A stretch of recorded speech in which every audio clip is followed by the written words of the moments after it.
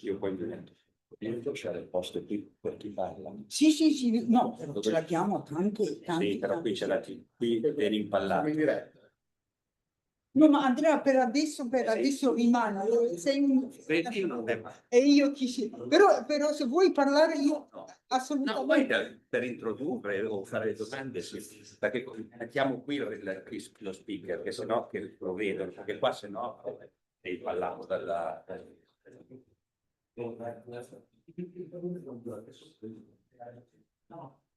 Cominciamo? Sì. Tanto seguiamo le medaglie. Ok. Così tiriamo 10 e 20. Vai, vai. Professore, io e medaglia. Acceso? Penso? Non lo so. Non sentire. No. Sono in giù. Adesso ci No, forse devo mettermi in piedi? senta parlare. No, ma dico quando parla. Good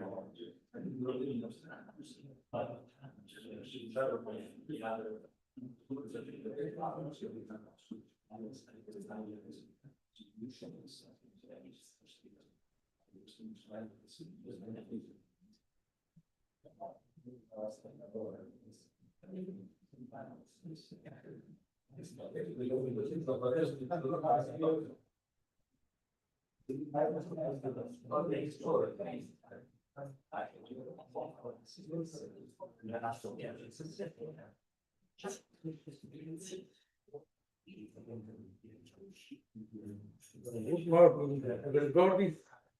Welcome in Pavia. I congratulate my colleague Katarzyna for having easily promoted this conference. 2 years ago, I was with my colleague Professor Gromek in Poland for an international conference on energy, sponsored by my distinguished Poland colleagues that today are in Pavia, and by the Minister, Professor Marzena Czerneski. I am therefore very pleased to greet the Polish Quest and the other distinguished speakers. Today, we are in the hall dedicated to Ugo Fosco, a student at the Ghislieri College in Pavia and a lecturer at this university. I am honored on behalf of the University Teacher Association, of which I am president, to present the Foscolo Medal to the speakers of this morning. Please. The vote. The Foscolo Medal. Okay, thank you. We are in the Foscolo. Yeah, we know. Okay, thank you very much. Thanks for that.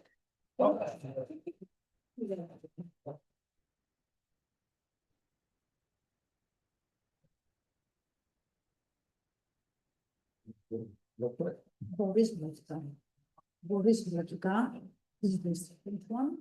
This is Boris Blatka, is Boris Blatka.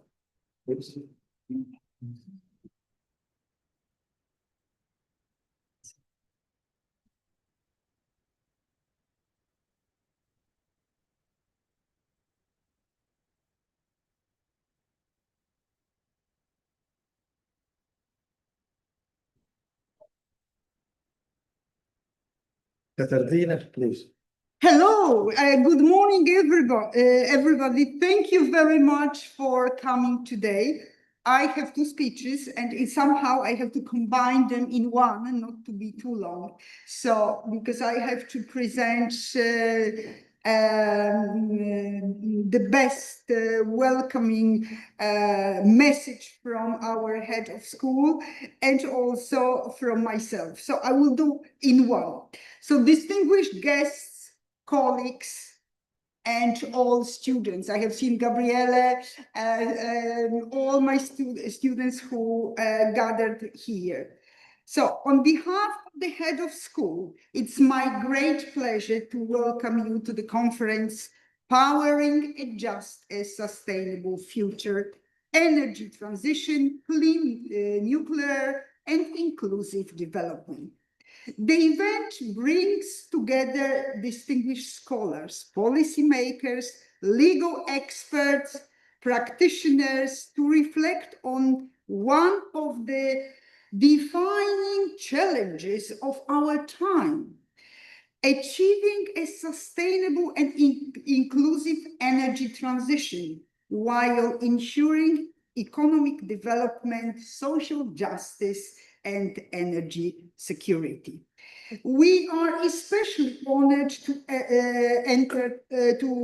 welcome our international guests and speakers whose expertise and experience greatly enrich today's discussion. The presence of representatives from academia, public institutions, and the energy sector demonstrates the importance of interdisciplinary and international cooperation that we are starting now in addressing the complex challenges of decarbonization and clean energy development. The university is proud to host this important initiative and to provide forum for dialogue on innovation, sustainability, and the future of energy policy in Europe and beyond. We sincerely thank all participants and all speakers for their contribution to this conference, and wish you productive discussion and successful event. The conference is divided in 4 parts, as you have seen. Maybe it's very complex on the program. So the first part refers to governance of energy. The second is about innovation and clean nuclear. The third one, which will be tomorrow, it is about just transition seen from various angles. And the last one would be about clean resources, renewable resources, and experience from all over the world. So I was trying to get the speakers from India, polluting country, and what's going on and to what extent India is getting better and what has been done from China, also from South America, from Venezuela, from Colombia. Venezuela, as you know, went through some dramatic events, but is extremely important in energy sector. So I thank you again for coming and for gathering this morning. This morning we will have on governance, we really have very special guests from, as I said, from Poland, but also from Italy. So thank you again for coming, and I believe that we will pass to the first speaker today, right? Okay. This is what. So thank you very much. And who is the first speaker? 1 second. Boris. Boris. So our parliamentary, extremely important figure in European Parliament, energy, as we said, is a very important topic nowadays. So thank you very much. Just I will sit there and I will listen. Okay? Okay. Floor is yours. Grazie mille. It's a real pleasure for me to be here, and I'm in a double role, not only as a ITRE chair, but first of all as an academic, and with my greatest boss, Professor Czarnecka, and my great staff from our university, Economic University in Katowice. It's a great pleasure to be here, and I've got some remarks for opening this conference. So, dear professors, dear friends, dear academics, dear colleagues, Alessandro Volta spent his career in this city. He is remembered because he did not just observe electricity. He found a way to make it useful, predictable, and comfortable. This is, in essence, what Europe is trying to do right now with the energy transition. The physics are understood, the targets are set. The challenge is governance. How to make a continental transformation work in practice across 27 different national systems, different starting points, different political cycles, and different definition of what just actually means. I come to you not just as an academic, as I mentioned, but also someone who has to govern this transition from the inside. As a chair of the ITRE committee in the European Parliament, the files on my desk are the ones that determine whether the ambitions of this conference program become policy or remain aspirations. I want to use today, to be honest with you, about what is working, what is not, and what I think the roadmap needs to look like. And first, I start with the diagnosis, what we got wrong. Let me start with a confession. For much of the past decade, European energy governments operated on an implicit assumption that if we set the right targets and the right price signals, the market would do the rest.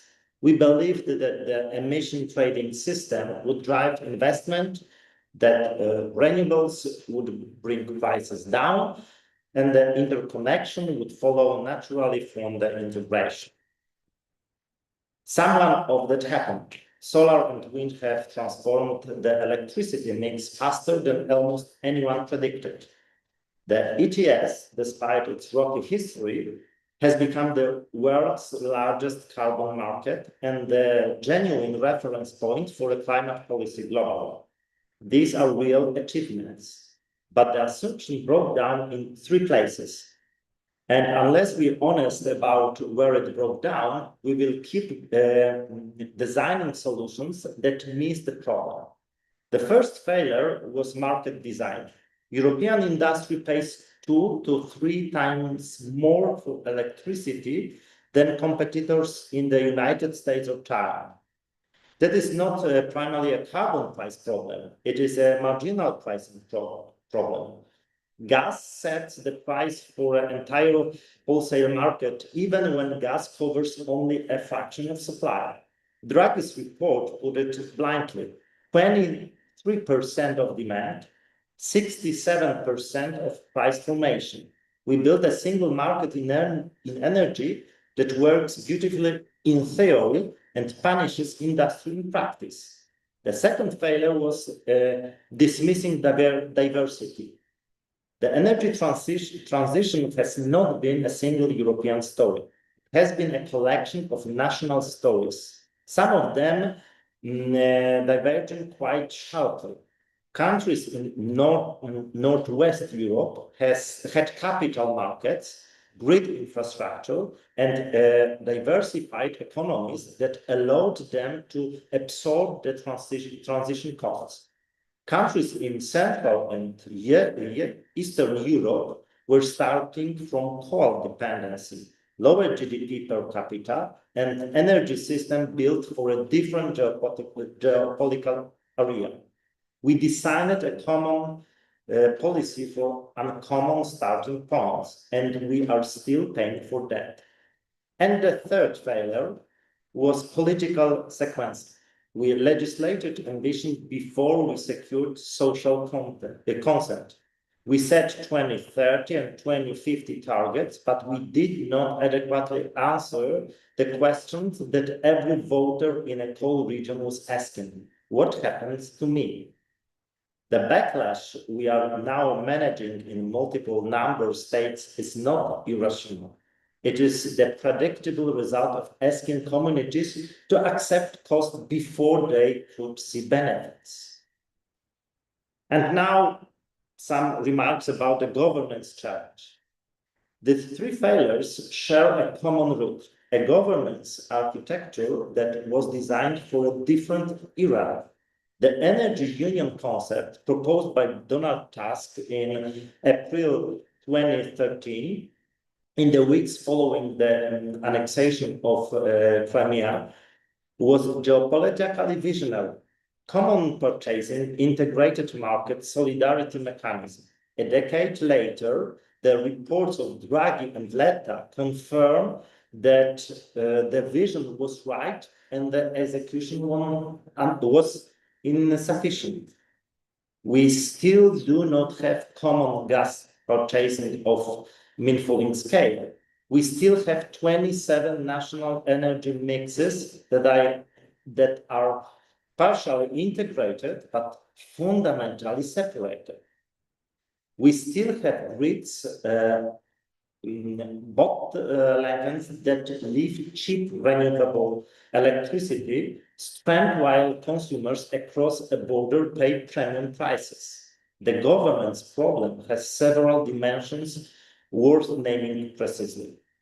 Speed mismatch. The energy system operates on investment cycles of 20 to 40 years. Political cycles are 4 to 5 years. Regulatory cycles sit somewhere in between.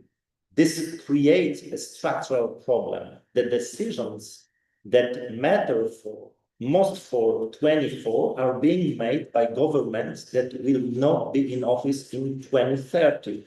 Long-term credibility requires institutional architecture that is honest about its own limits. The ETS is an attempt at that, but I want to be direct. In Poland, the ETS increases the cost of energy between 20 and 40%. In the context of what some serious analysts are now calling a more severe energy crisis than the one we faced in the 1970s.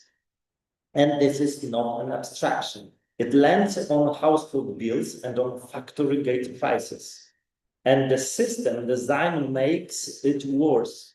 The linear reduction factor is removing allowances from the market faster than industry can physically invest in decarbonization.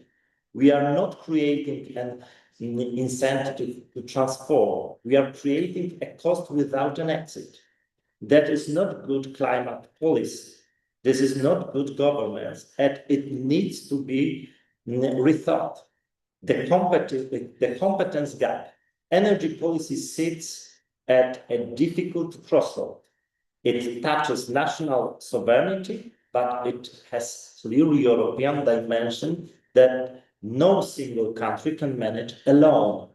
Member states guard their energy mix decision facially, and rightly so. But the consequence is that generally European decisions on interconnection investment, on market design reform, on supply security get made slowly, incompletely, or not at all. We need to think seriously about where the European level adds value and how to make it effective without simply taking power away from member states. The measurable problem. We are good in measuring emissions. We are less good in measuring transition quality. We track carbon output, but we do not systematically track whether the transition is creating jobs, whether it is maintaining energy access for vulnerable households, whether it is preserving industrial capacity in regions that depend on it. What we do not measure, we do not govern. And just transition, the condition, not the footnote. I want to spend a moment on just transition because I think it is the most politically consequential dimension of everything we are discussing. Taranto knows what transition costs look like. Salis snows, and so does Silesia, my home region. These are not peripheral regions. They are communities that powered the industrial growth that made European prosperity possible. The steelworkers of Ilva, the miners of Sardinia, they built the energy and industrial system we are now asking them to dismantle. The least we owe them in a serious answer to the question, what comes next? The Just Transition Fund was a step, but it is insufficient in scale and, more importantly, insufficient in conception. We tend to think of Just Transition as compensation. We take away your coal plant, we give you a restraint program.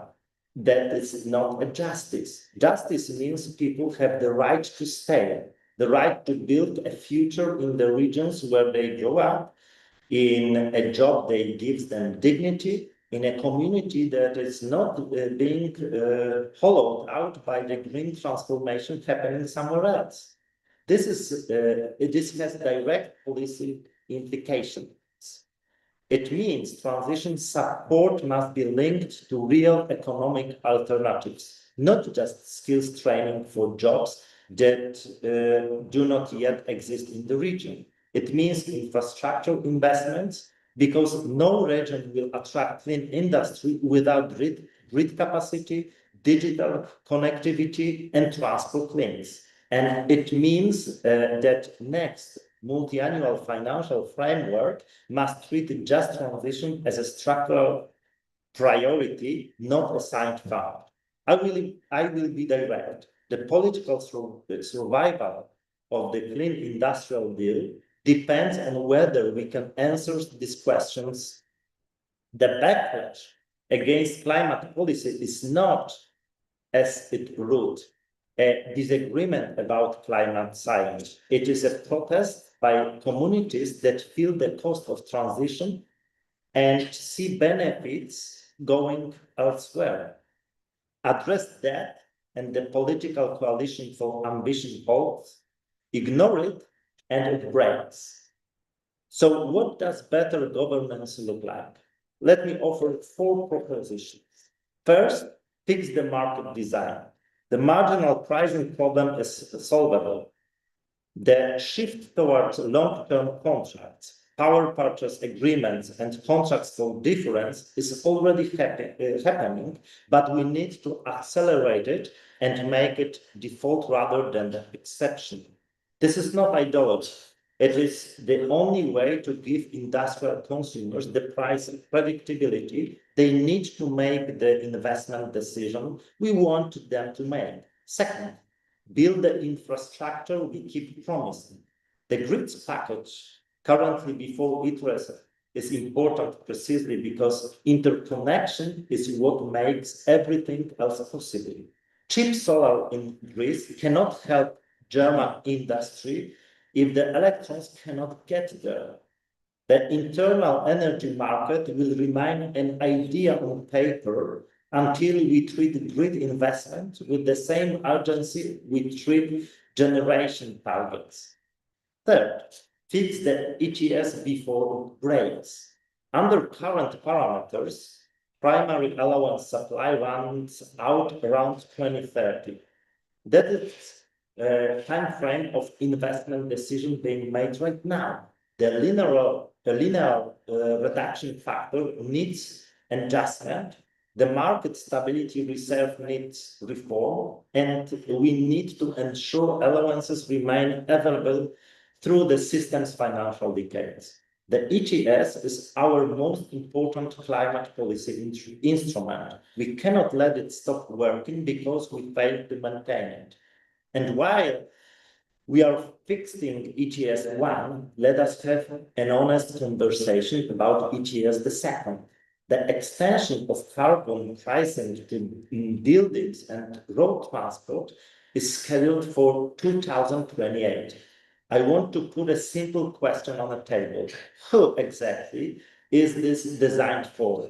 17 out of 27 member states already meet their reduction targets in these sectors through national measures.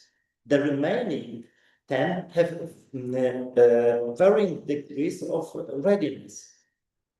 What we are proposing is to impose a uniform carbon price on home heating and private transport across the entire continent before affordable alternatives are accessible to most households, before the grid can deliver clean heat at competitive cost, before the market for heat pumps has scaled sufficiently to be within reach of the average family.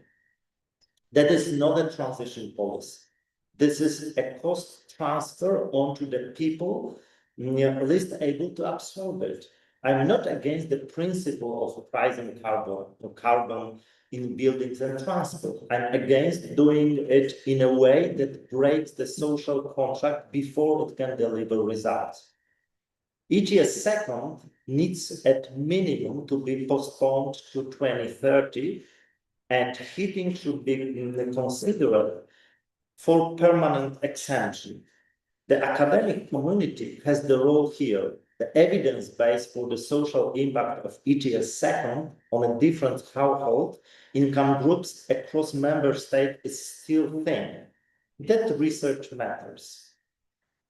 There is one more point I want to raise, and it is one that illustrates a broader problem with how we design policy in Europe. Europe has finally decided to rearm. The 150 billion euro defense package is real, and the political commitment behind it is serious. At the same time, we are asking the defense industry to accelerate production of weapons, vehicles, military equipment, and we are charging them carbon costs for every tank, every artillery shell they produce. These are our own internal policies working directly against each other. Defense production should be excluded from ETS obligations or covered by an equivalent compensation mechanism. This is not a request to weaken climate policy. This is a request for basic coherence between our security agenda and our climate agenda. When two European providers collide this directly, the answer cannot be ignored, cannot be to ignore the collision. Fourth, build a genuine just transition architecture. This means the modernization fund must be continued beyond 2030 with increased allocation. It means transition support must be conditional on delivery for real economic alternatives. And it means we need honest regional impact assessment before we legislate, not as afterthought. And just in the end, what was great insight was that electricity could be stored and released in a controlled way. What we are trying to do with the energy transition is analogous. Store political will and investment commitment in institutional structures that can realize them predictability over decades, across governments, across election cycles, across the pressures of geopolitical crises. That is hard. It requires governance design that is honest about its own limits, that builds in flexibility without sacrificing credibility, and that keeps the human dimension of transition visible at every stage of policy design. Scholars in this room will outlast any political cycle. The research you produce, the frameworks you develop, the questions you insist on asking are what will eventually make the governance better. So I come here not just to share a practitioner's perspective, but to listen. The problems I have described are not solved. They need more thinking than any parliamentary committee can provide. Europe is re-arming. Europe is decarbonizing. Europe is trying to remain competitive while doing both. None of this is easy and none of it's guaranteed to succeed. But the alternative, fragmentation, energy dependence, industrial decline, regional abandonment is not acceptable. So we will keep working together. Thanks a lot.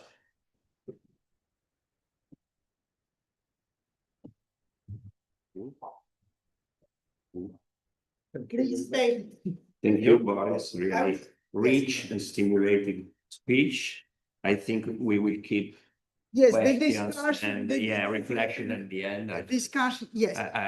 I anticipate one because I think that I really appreciate your speech. I ask just some doubts about non-ETS sectors, and they are really going in the right direction. And I think that among challenges and critical aspect, transport should be mentioned. We are still energy consumption and emission, I think, 10% higher than 1990. So we are not going to, in Italy for sure. So I think that, yes, maybe the European direction is too rigid, but member state acted as free rider until now, so we must find a solution that maybe we can discuss at the end of the morning. So we call Marzena Zasneka, maybe. But this- maybe, yes, yeah, maybe, it can because be- I have, yeah, I will, no, one small second, but I also have like two comments, because in the past, well, I'm very old, so I have a long past. I was teaching labor law. So in just transition, I'm very much interested in job creation. My last talk in Katowice was about upskilling and reskilling, and the talk for tomorrow that I had, that I wanted to do, but I will not do it because it's already very packed. So I would like to hear the guests. The guests came here especially for this event. I wanted to talk about women at the margin in just transition. So what jobs for women, what's their role and so on. But we can discuss this absolutely. But now, extremely important figure, I think, because as I said I don't want to repeat myself, in one talk when I introduced the school, I was saying how important is energy sector in Poland, for Poland, but also for Europe. And I thought that to be a minister of industry is an extremely responsible, but not only, but important minister. So, Professor Marzena Czarnecka, thank you so much. Presentation? Just say Our presentation, yes. Can we change the places? No. The places, no, the place I Okay. leave you, but the presentation, okay. Thank you, Andrea, because I'm just. I tried, which is Omnibus. Right. It's working. Oh, yeah. Okay. Yeah. Okay, so Mr. Rector, dear professors, thank you very much for the invitation. And of course, the audience, my students are always saying that, I suppose not to say ladies and gentlemen, the new European idea is saying the audience, right? Oh. So that is the, let's say, the point. Okay. I was still thinking about what about we're supposed to say today. And we have the new legislation in Europe, which is of course combined with the energy sector and the governance of that. It is really hard how to manage the energy. I completely agree with those theses which Boris already said, what is going on and on the market, but we're supposed to say something which is most important, that there is new sustainable, let's say, corporate governance, how to do it that way, right? So we have the new legislation coming into the force in the February, right? And the February is you start how to make the governance of the old companies is the new directive which called Omnibus. I'm totally telling you the truth. It's this new ESG. Okay, this project which we did with the cooperation with the University of Pavia is based also on ESG, let's say, for the procedure, which I truly hate. Truly, I mean, I do not see any positive perspectives connected with the ESG and all those legislation because it is the reporting system and everything what's going on there. It's really, really complicated. And the companies, I mean, they're also international companies, they really, I mean, they don't like it because they do not see the input. They see only obligations and they do not see the input. Of course, if we put the legislation which is showing that we have to report, we have to do these, and that, and we do not have any kind of the input and any kind of the income. So they are saying, okay, what is for? The system of reporting is really complicated. So that's why in January this year, European Commission said maybe it was too much. So make it because of the drug report also, which said about the obligation to the regulation, the European Parliament, you said, okay, maybe we make it a little bit lighter. So the, let's say of course, that is the legal, what is the omnibus about? It is the letting the, let's say, legal regime with the, let's say, quite lighter than it was. And of course, the key is to make the, let's say, the policy for that everything much more transparent, and to show how the sustainability can, let's say, what kind of the input could be in this specific situation. And oops, okay, that way before. No. Okay. What to do? Okay, yes. So what the omnibus is covering, so first of all, what we can talk about, it is of course the, let's say, the due diligence, taxonomy, and of course the strengthening the market.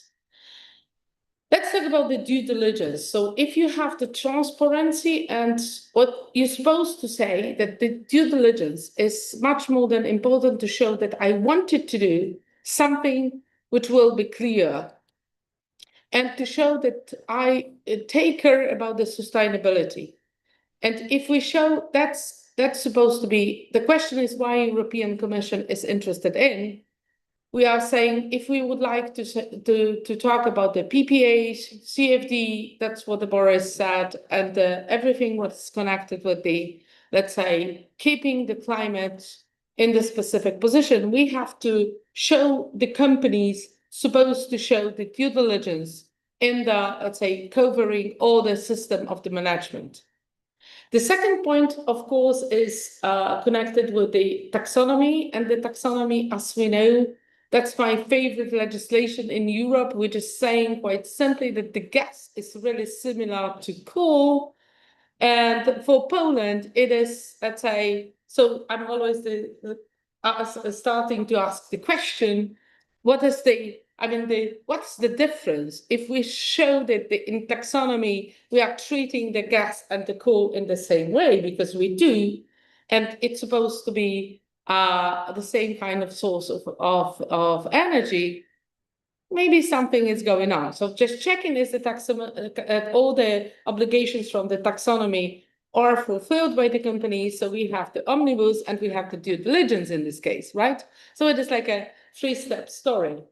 And the third one, of course, it is the implementation of all the delay applications. That's what the Boris talked. If we do not have the system of the covering the ETS1 and ETS2, so maybe let's say, this omnibus will help us to do it. I mean, the one simple answer. I have a special map. I just forgot to put it because I didn't know what the Boris will talk about. But it is my favorite slide in my life, because some Americans, they did, okay, they are not really, let's say, focused on the ETS, but they did some research which was connected with the ETS price, connected with the, let's say, political decisions, not in European Union, but all over the world. So if the ones said something, so the price was $30 per ton more than the day before. So it is completely manipulated market. And of course, the ETS is supposed to work. And we were thinking at the university, what we're supposed to do with the ETS. That is only one, in my opinion, that is only one solution, which is saying we can do it in the way to make it more regulated. So it means if it not will be the market on the, let's say, on the manipulation form, so it will work. So if it will be not dependent like a typical financial market from the, let's say, the political decisions, and it will be stable one, okay, it will work. But it can't be done like a, you know, to make this position in a different way. Oh, it does not mean, okay, so what happens in the regulations we see, so this is first decision of the European Union, and we follow on.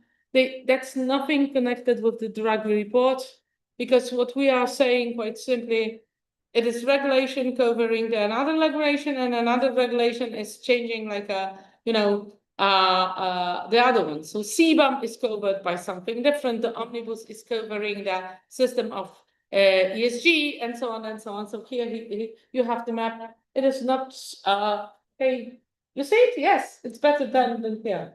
Okay, so that's the story. And what happens with the omnibus and what is covering by?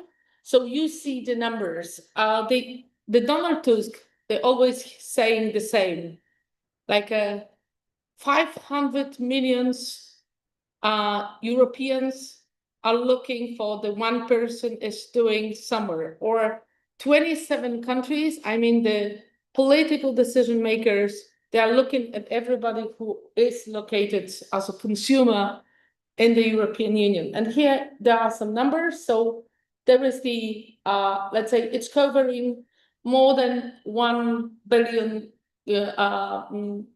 employees all over the, let's say, all over the Europe. That's one simple remark.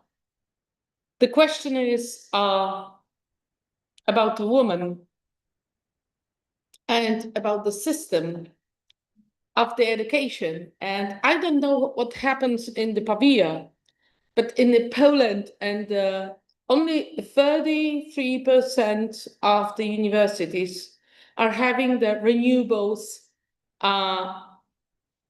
types of the, let's say, of the programs for the students at the university. The rest, I mean, the 63% of the educational programs for the students all over the world connected with the energy are connected with the, let's say, the old system, like a coal, like a, you know, the other ones. So renewables, it is like a 33%. Berkeley, they did the research and they said that 2100, the number of the investment and the number of the education programs would be the same. You're supposed to ask the question why it happens, because of money. So who's paying? He decides about the type of the education. So if we will have the education connected with the renewables are supposed to pay for that, but the renewables are not paying for that. So the answer is that we have the old, let's say, old-fashioned system of the education. So that's the story. Also, what we have the, let's say, third country groups, it is more than 450 million euros. And of course, there is the, let's say, subsidiary and the net annual turnover. It's more than 450 millions for all companies. They are, let's say, integrated in this, let's say, whole system of the reporting in ESG, which is quite, of course, complicated for everyone. And due diligence, how it works, and how we're supposed to follow on. So first of all, we have to decide about, let's say, how the system, how we go from, let's say, one to the other one, and the influence of ESG is located here. So the question is about the methodology of the documents. I don't know, telling you the truth, is it correct legislation which is saying only about the system of the collecting the documents at the company? I mean, I'm only asking Boris, but he's on the one Euro parliamentaries. Why? I mean, do we need it? Like a system of the collection of the documents which saying, okay, you have to do it this way, that way, and so on. And that is the system of the governance, because we are talking, don't forget about the title of the presentation, which saying the system of the let's say, of the management of the company as a sustainable one. So we are not asking about the system of management. We are talking about the collecting the documentation, which is, let's say, showing everybody that the system of the management and the governance is sustainable. So that's the, let's say, the point of the, of course, we have to check, because you are lawyers as we are, and we know quite well that if we do not have the system of the, let's say, of the control, it will not work. So that's the idea, right? And so the climate, of course, everything what we talk about, it is the climate transition. And of course, the obligation is to make all the information relevant to report, and the financial market. Of course, it is quite important that we're supposed to show how the money are spent, but you know, it is really complicated for the companies just to show not only the system of the sustainable management, but also about the, let's say, local content, for instance, and the things like that. So what is the enforcement of this? It is the, let's say, the right side is much more than important. So we have the European civil liability, what happens when we do not have this system included in the company. The second one is the national liability and the penalties in this case. The third one is the procedure and the, let's say, the risk connection with the documentary evidences. And the third one is the contractual claim. So that is the obligation to make it in the contract. If we do not have this, let's say, omnibus included, so the company would be responsible for that. And we are interested in the national policy, and the national policy is obliged to guarantee, because in the end, when we will not make the special procedure for the company, we will not that will be the story of the responsibility of the country, because the country is not having the, as you know quite well, that the treaty is saying quite simply, if you do not have the procedure for the including the directive into the system, it means the country didn't do that. So the companies are responsible, but the country is showing, and the country is paying the penalties if it not would be guaranteed, right? And so the next point is the taxonomy, and how it works for the let's say for the system. Of course, the easiest point, I will give you the small remark, not being only the professor, but also the legal advisors. If you do the KPI for the management board, it would be probably the system of the reporting would be done, right? And of course, the policy direction is supposed to follow on with the, let's say, effectiveness. And also we are, let's say, have to share it with the, let's say, finances and the claims, right? So also what is quite important, please remember, of course, we are all Europeans. That was the students coming from out of Europe. The Europeans, we are proud that we are Europeans, and we do believe that the whole world is around us. Life doesn't look like that. Americans, Chinese are Chinese. And of course, this omnibus directive and all the directives, they have the cross-border effect. So it is also more international, because if you do have the companies which are more international, they are also obliged for the reporting this about their, let's say, statement in Europe. And if so, that's what we have here in the presentation. They have to, the competition, that's what the Boris said, the competition is not equal. Because if we are American company and we do not have these obligations, and we have the part of the American company which is having this obligation for the reporting, so they have to manage it. And of course, it is does it have this is not only the effect, which is the effect of the inside company. And of course, contractual architecture, this is only the job for the lawyers, which is saying that it has to be included in the system, and the sustainability of the management must be included in the contracts. And there is the obligation of the omnibus, which is quite important for the market. And risk map for the 2026 up to the 2029.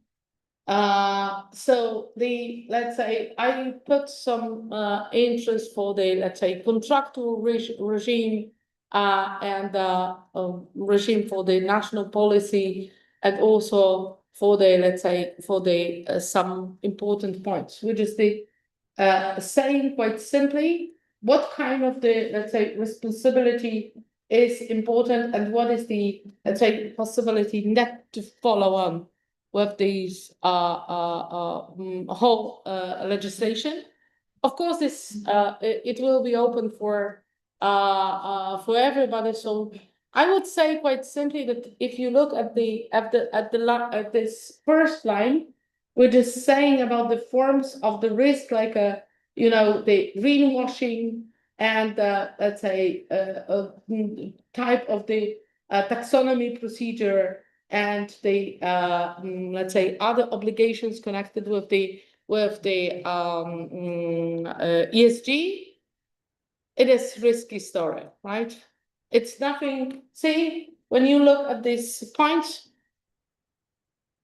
none of them is green.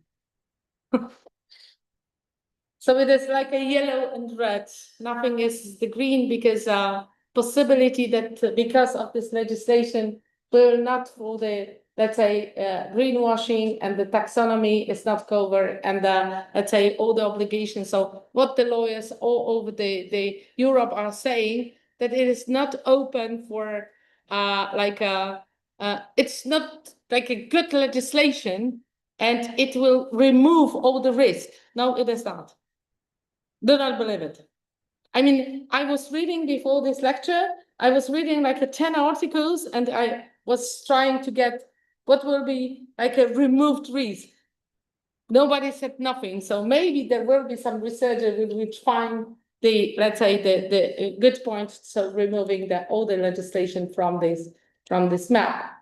And what we can see, the watch point for Poland, because we are this point, some of you are Polish. So I would say the new idea in Poland is a green claims. Green claims, which will be quite new. I don't know what happens in the end. 1 week ago, one country from the Atlantic Ocean, I have no idea what the name was suing the United Nations about the, let's say, making the pollution and for the CO2 And probably they have the biggest influence on the, let's say, on the international market, saying quite simply that they are not responsible for the climate because the China and you know this case, and the Americans, they make so many pollutions all over the world. So they would like to get the money from them. It was like I don't remember exactly, it was $50 billion or something like that, because they let's say tourists, whole the tourist, let's say, program in their country was broken because of this climate pollution. And I don't know what happens. I have to check because it was 1 week ago, and the United Nations were saying, what is the interesting story? They didn't say no for the beginning. So they said, okay, we start to think in that way. So these green claims, probably for the lawyers and for the young ones, will be more than, let's say, interesting from the, let's say, how to make money on the market, right? And of course, the banks, we have to talk about the financial point. So you know quite well, it is the story all over the world. Coal is not a good source of energy, so it means that the bank is not covering any of credits for the, let's say, for the banking system. It will not work that way. So the next one is, of course, the making the statement connected with the water, because the water is another idea, and we can discuss. We can make another conference connected with the water, exactly in Italy, right? Yeah. And of course, what we also have the, let's say, the implementation could be the breakpoint for Europe and for the companies, how to make it precise. Okay, and the Jesus Christ. Okay, so that's the last point, and thank you very much for, let's say, for the invitation again. And I think just one final remark. When we talk about the governance and we talk about the management in the companies, for me, the question is what's supposed to be in the end? The answer is not only green energy, but green energy for affordable pricing. And affordable prices is really the point of view, and what the Boris said, the interconnections in the Europe, and the last 2 weeks, the letter said quite simply that he is thinking not about the single market, he is thinking about the one market. But there is the big challenge for all Europe, because the systems are completely different. I mean, there is no point which is the same for the whole Europe. When you look at the Spain, everything is, I mean, renewable, the black codes, connection with the gas with Algeria. Later on, you have the France, everything is based on the nuclear. The price energy is the cheapest probably in Europe, because all this, let's say, all these sources are already integrated in the financial system. The second one, Germany. Germans are always having their own policy. Nobody knows they are in the nuclear energy, or they are thinking about it, or they will make the referendum, so something will happen. Later on, we have the Poland, based on the, from yesterday, I got the report today morning, and I was reading this. It is 47 exactly in the 2026 for the first quarter.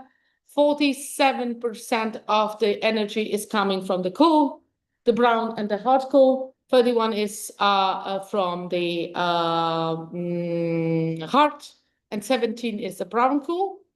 And so later on we have the Czech Republic, based on the nuclear and the renewables. And later on we have the Italy, which is somewhere in the, let's say, different story. You have nuclear, you resign on that, and right now you have again, maybe come back, the Belgium, which decided we come back to nuclear, the Finland, which is still thinking about the water. So that's the, I mean, making the one energy system of Europe, it's more than hard. So believe me, for the next 20 years, everybody will have the job. And let's say everybody can think about it because there is no possibility to make it not only one, but also affordable for the consumers. That's the question mark. Okay, thank you very much.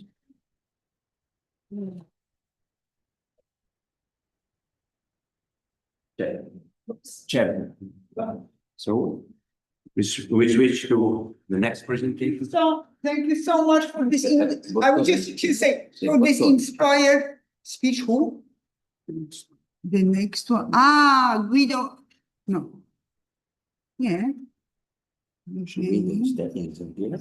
No, it would be online, is president, but first of all, I wanted to say thank you very so much for this inspiring and projecting in the future, because it's a very new, talking about this directive. So it's a new thing. So it's really inspiring. I hope that we will have a roundtable. We will be able to discuss this. But now we have. So I don't know how we do that. President Buccioni is going to connect. Should be already connected, so. Good morning. Can He's you hear already me? connected. Yes, so thank you very much, President, for being here. And well, I know that you couldn't be in presence, but to be here, even online, we are absolutely delighted. So yes, could you help? You know what? There is no presentation. Okay, so the floor is yours. Thank you ever so much. Thank you, and greetings from Trento, which is hosting, let's say, a very big festival on economy in Italy. And I'm afraid not be able to be here, to be there in Pavia, which is my city. Anyway, I will address a few points, and thank you for the invitation. And I would like to give you two reflections today. One about Europe and energy, of course, and the second one more focused on Italy, but very, very briefly. European energy policy can be read as a story of successive layers of integration. So should be understood as an integration story, a process, an integration that is still going. Every phase of integration generates the need of a successive one, if a new one, a new wave of integration, and again and again.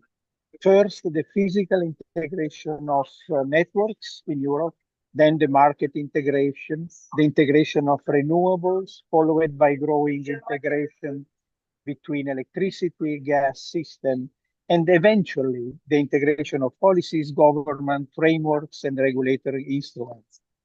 In this sense, this chain of successive integrations starts very far back.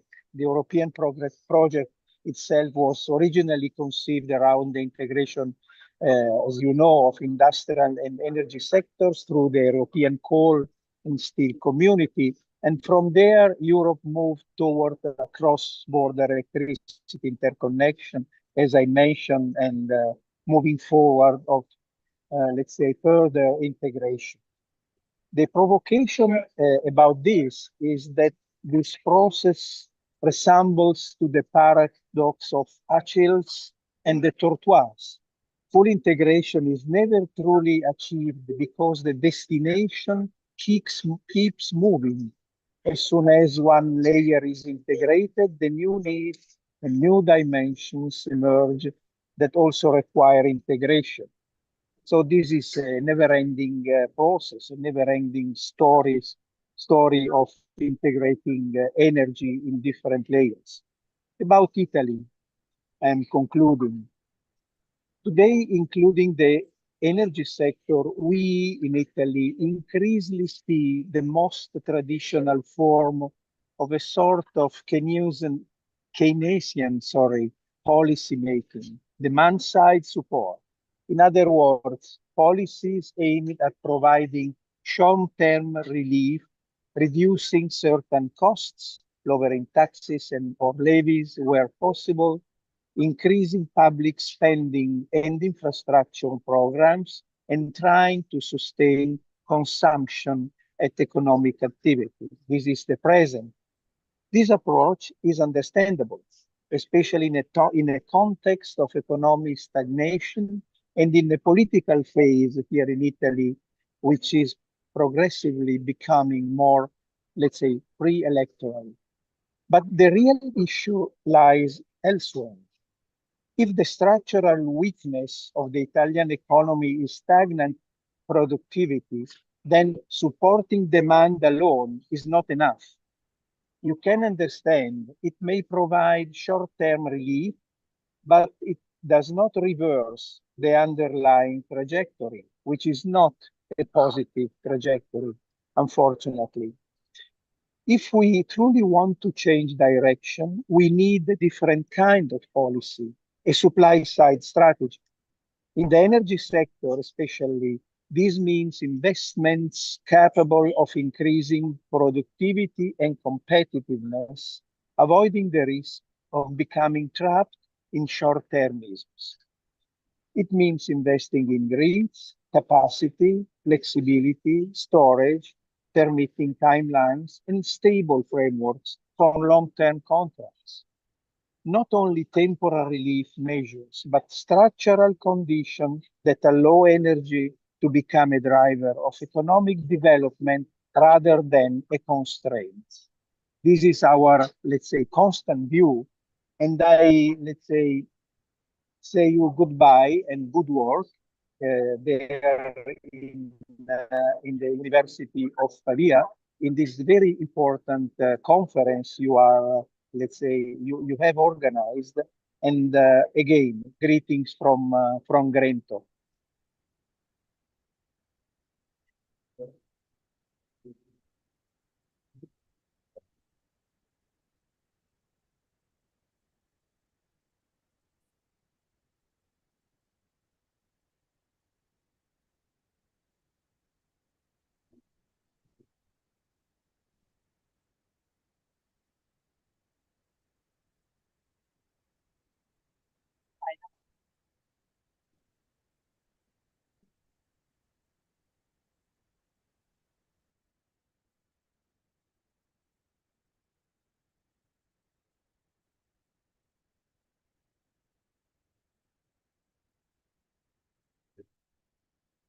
Good morning, everyone, and thank you for the invitation at the University of Pavia. It's a real pleasure to be here this morning.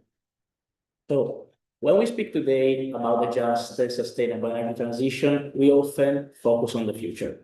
Decarbonization targets, electrification, hydrogen, storage, AI, nuclear innovation, or the next generation of new technologies. But what we know is that transitions are never built from scratch. They emerge from the evolution of infrastructure, markets, institutions, technologies, and consumption patterns that have developed over decades. And this is why I would like to use the Italian case as a practical perspective in the energy transition. Because looking at the history of the Italian electricity sector means that looking at how a country progressively prepared itself for the transition that we're discussing today. The presentation I will show does not simply describe the history of electricity in Italy. It reconstructs the structural evolution of the Italian power system through a few key indicators: the generation mix, the expansion of transmission and distribution networks, electricity consumption patterns, and the changing role of electricity within the broader energy system.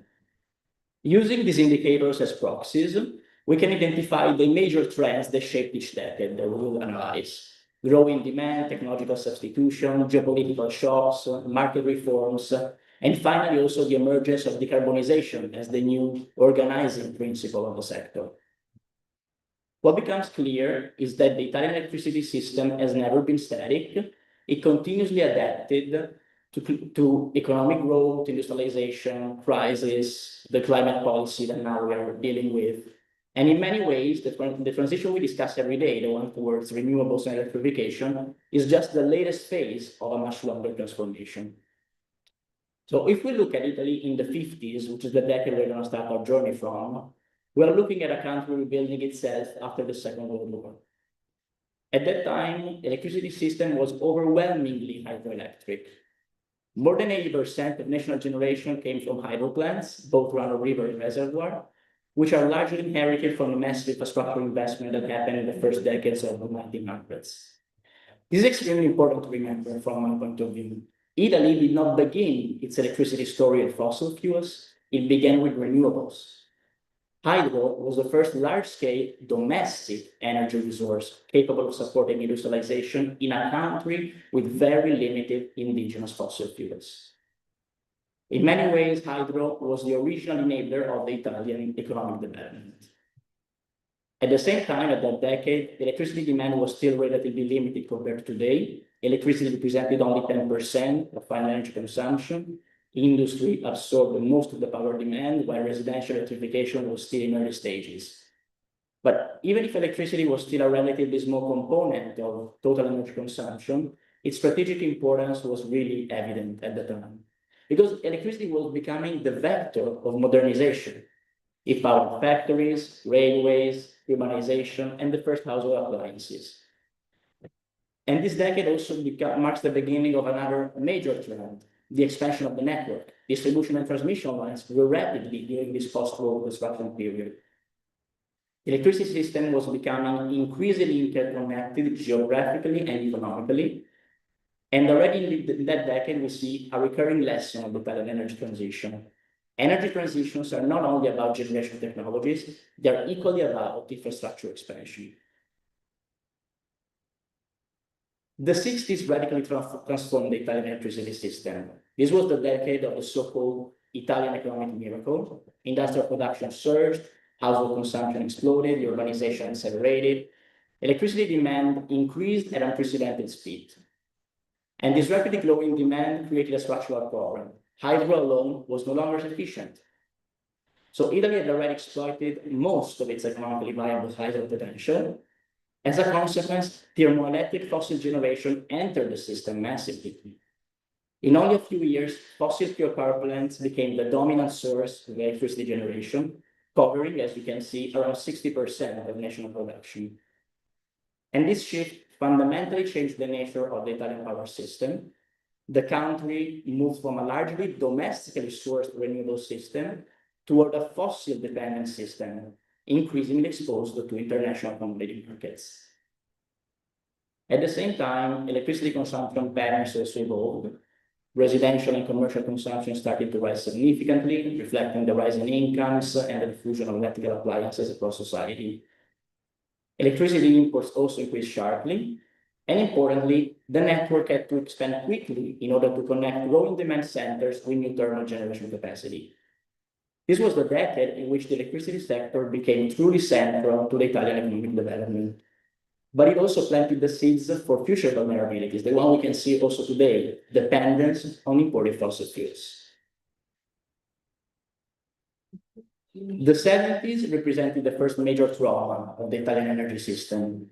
The oil crisis completely changed the perception of energy security. By that point, Italy had become heavily dependent on fossil fuels for electricity generation. And when oil prices skyrocketed after the geopolitical crisis of that decade, the consequences were immediate. Higher electricity costs, macroeconomic instability, inflation, growing concerns about security of supply.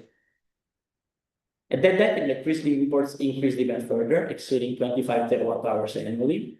The transmission and distribution system continued expanding, but so did the awareness that infrastructure alone could not solve structural dependency. This decade is also important because it introduced a strategic concept that still defines energy policy today, diversification, because the crisis demonstrated the risk of excessive dependence on a single technology or a single fuel source. And it's precisely during this period that discussions about alternative technologies gained political and strategic relevance. Nuclear energy, diversification of resources, and the first just conceptual interest in hydro renewables. At that time, solar and wind were totally marginal, they weren't existing, but the intellectual foundations of today's transitions were already emerging. The oil shocks also changed the political meaning of electricity, which was no longer perceived as an industrial utility, but it became a strategic national issue. And this remains very true today. The 80s were characterized less by disruption and more by stabilization. This was the era in Italy of a vertically integrated public monopoly model, a large national operator coordinated generation, transmission, and much of long-term planning. From today's perspective, this may appear rigid, but for that phase of development, it provided stability, investment continuity, and security-oriented planning that was highly needed. The electricity system continued expanding steadily, network infrastructure grew consistently, inputs continued increasing, and at the same time, consumption patterns evolved again. Industrial growth slowed compared to previous decades, while residential and service sector consumption became increasingly important. In other words, electricity demand became more diversified socially and economically. Another important element here is technological continuity. Unlike other decades, the 80s were not characterized by radical technological discontinuities, but beneath this apparent stability, structural changes were preparing the ground for the next decade, the one of liberalization. The 1990s and early 2000s indeed represented one of the most profound institutional transformations in the history of the Italian electricity sector. This is the phase of liberalization. Electricity progressively stopped being administered centrally as a vertically integrated public service and became increasingly organized through competitive market structures. At European level, EU energy norms and regulations started shaping national systems through directives and regulation promoting bundling, competition, and market integration. Italy became part of a broader European energy architecture, and this changed everything. Electricity prices became increasingly influenced by international commodity markets, oil dynamics, and also cross-border interconnections. In these decades, electricity imports reached a peak high. The Italian Power Exchange and the famous PUN, Prezzo Unico Nazionale, introduced after 2004, emerged as the price synthesis of one of Europe's most complex zonal electricity markets. This period also marks the rise of natural gas as the dominant marginal technology in the Italian electricity market. Combined cycle gas turbines, CCGTs, and expanding massively because they were efficient, flexible, and relatively cleaner than coal and oil. Another key point arriving around 2014 with the reform of the Italian wholesale gas market, which are reform that progressively aligned the Italian gas prices with more liquid European gas hubs. This reform also significantly improved the competitiveness of the thermal sector and integrated Italy more deeply into European gas market dynamics. This is another important lesson. Regulation itself became a strategic infrastructure of the transition. The following decade, the one of 2010s, was characterized by the explosive growth of non-programmable renewable energy sources. This was the true acceleration phase of decarbonization in the Italian electricity system. Solar PV and wind power expanded extraordinarily fast. Within only a few years, non-hydro renewables reached around 17% of total electricity generation. And this transformed the operational logic of the power system of Italy. Because integrating variable renewable generation requires flexibility, and in the Italian case, net gas became the key complementary technology. Gas plants increasingly acted not only as electricity producers, but also as providers of system stability, balancing capability, and adequacy. This may sound as a paradox, but if you think about it, it's not the reality. The growth of renewables also reinforced the importance, the strategic importance of flexible thermoelectric capacity. At the same time, the role of the electricity grid changed dramatically. The network was no longer simply a passive infrastructure delivering electricity from a few centralized generators to consumers. It started becoming an interactive platform, connecting millions of distributed actors, rooftop solar producers, distributed generations, the first EVs, storage systems. And this basically marks the beginning of the modern electricity system as an ecosystem rather than a linear supply chain. Today, the Italian electricity system is entering a new phase of its transition. The current generation mix reflects complex balance. As you can see in the slide, around half of electricity generation still comes from thermal sources, while non-hydro renewables now exceed 30% of total generation, with plus the hydro production, we reach around 48% on total. At the same time, electricity imports remain structurally high, around 47 terawatt hours, highlighting Italy's deep integration with the European electricity market. Electricity itself is also becoming increasingly central in the broader energy system. Today represent almost 1/4 of final energy consumption, and this share is expected to grow significantly in the coming years. If decarbonization succeeds, electricity demand will not decrease, will expand massively. Transport, heating, industry, hydrogen production, AI and data centers will all require additional electrification. This is why the challenge today is no longer producing low carbon electricity. The challenge is building an electricity system capable of supporting decarbonization of the entire economy while remaining secure and competitive. And in many ways, Italy is entering a completely different phase of the transition compared to only a decade ago. Until recently, the question was whether the renewable technologies could become economically viable and technically integrable into the system. Today, this debate is essentially over, and in 2025 alone, Italy, as you can see, added more than 7 gigawatts of new renewable capacity, almost entirely solar PV. But this acceleration is changing the nature of the transition itself. The bottleneck is increasingly no longer generation capacity, but the system around it. Grids, permitting, storage, flexibility instruments, balance capability. Networks and storage, for instance, are becoming as strategic today as generation capacity was during the decades of post-war industrialization. This is also the scale of the challenge that Italy faces in the coming years. Reaching the 2030 targets will require installing more than 10 gigawatts of new renewable capacity every year, while simultaneously expanding grid infrastructure and deploying large-scale storage systems. So the real challenge for the next decade and the decades to come will not only be decarbonizing electricity generation, but building an electricity system capable of sustaining economic growth, industrial competitiveness, affordability, security of supply, and also social cohesion, while remaining compatible with the climate objectives, as we said. Thank you.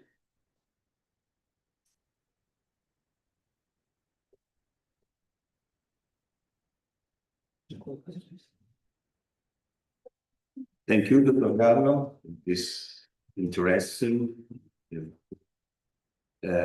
description of the Italian experience. So I call now Marco Pizzaglia. Yes. Thank you. The Energy Professional Group is the principal, and the title is Active Consumers in the Energy Transition, Role, Models, and Applications. So demand side is considered. We have I have a presentation, yes. you can. I central position, yeah.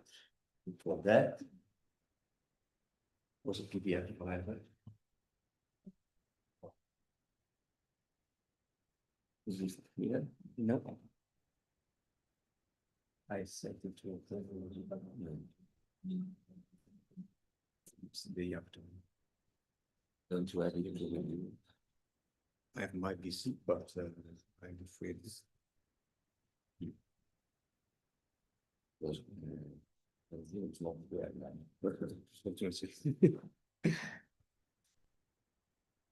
Um,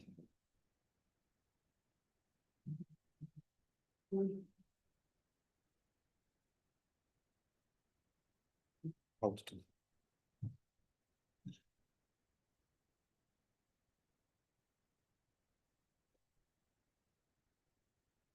Benzina è no, abbiamo dato la presentazione ieri, ma non c'era la presentazione.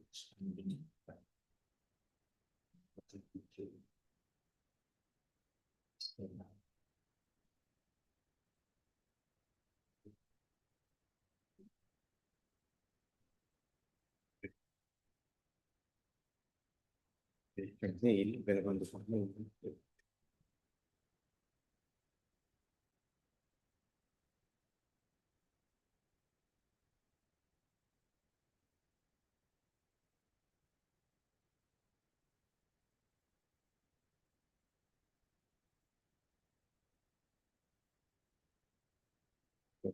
riesco ad accedermi forse in una dei things.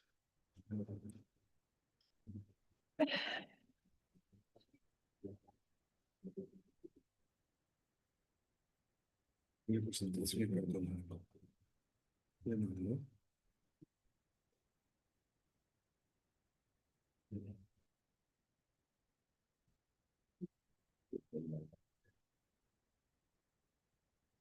Virtual meeting 01 meeting.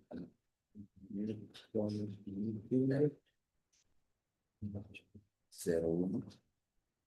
Chiocciola, unipd.it. Non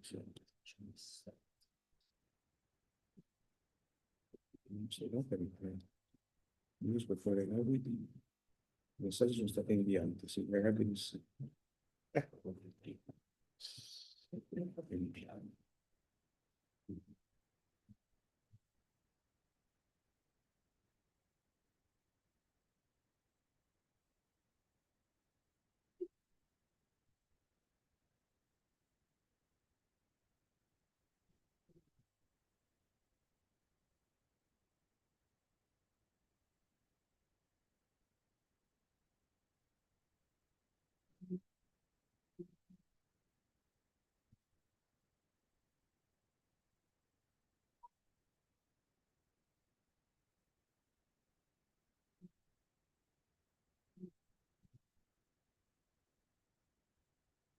Sì.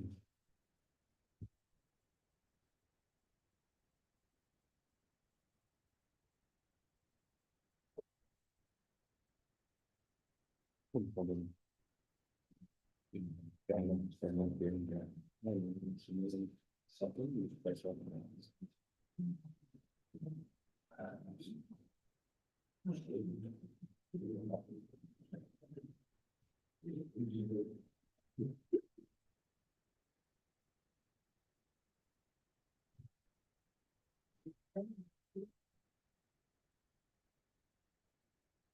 Che dobbiamo fare? E non c'era la sua presentazione. Ma mi ha mandato la presentazione? Sì, è che non era scaricato. Non ho scaricato, quindi. E come facciamo? Cioè, C'è? Adesso c'è. Perché dobbiamo.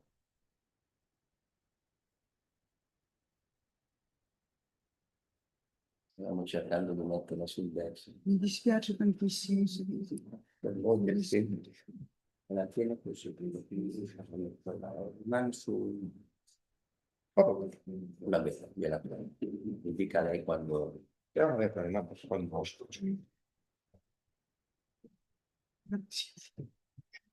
Allora, so the floor is yours. Thank you so much and I'm sorry for these difficulties, just like those difficulties and some problems always arise. So I'm extremely sorry, but the floor is yours. No problem. Thank you. Thank you for the invitation. I'm very honored to be here today. And I will try to merge two experiences. The first one, my previous one as a regulator, and the second one as a professional in the market when I left the regulators and I had the opportunity to live close to final customers and to acquire their experience and their needs in terms of what is energy for them. And we have to do a trouble here about the role of the customer as active customers in the energy transition and what are the goals, the models, and the possible applications, starting from Italian experience, of course. And okay, so as was said in the previous presentation, the system is changing, of course, but it's not changing because we like to change it.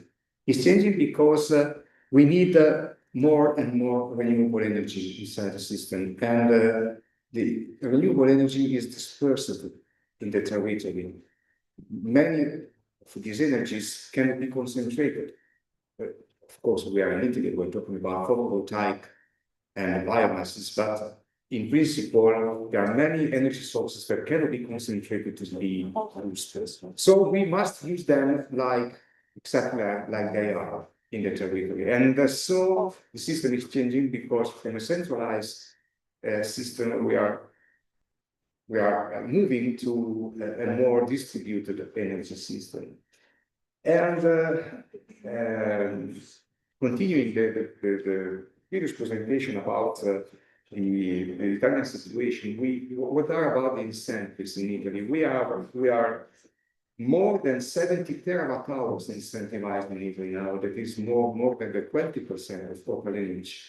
And this costs to the final customer more than 10 billion per year. This is the cost of supporting the development of renewables in Italy at the moment. And the customers pay without a direct relation with sustainable produced energy. They know that renewable energy is produced in Italy and they know they are supporting it, but there is no direct relation with the efforts of people and the benefit of this renewable energy for them. So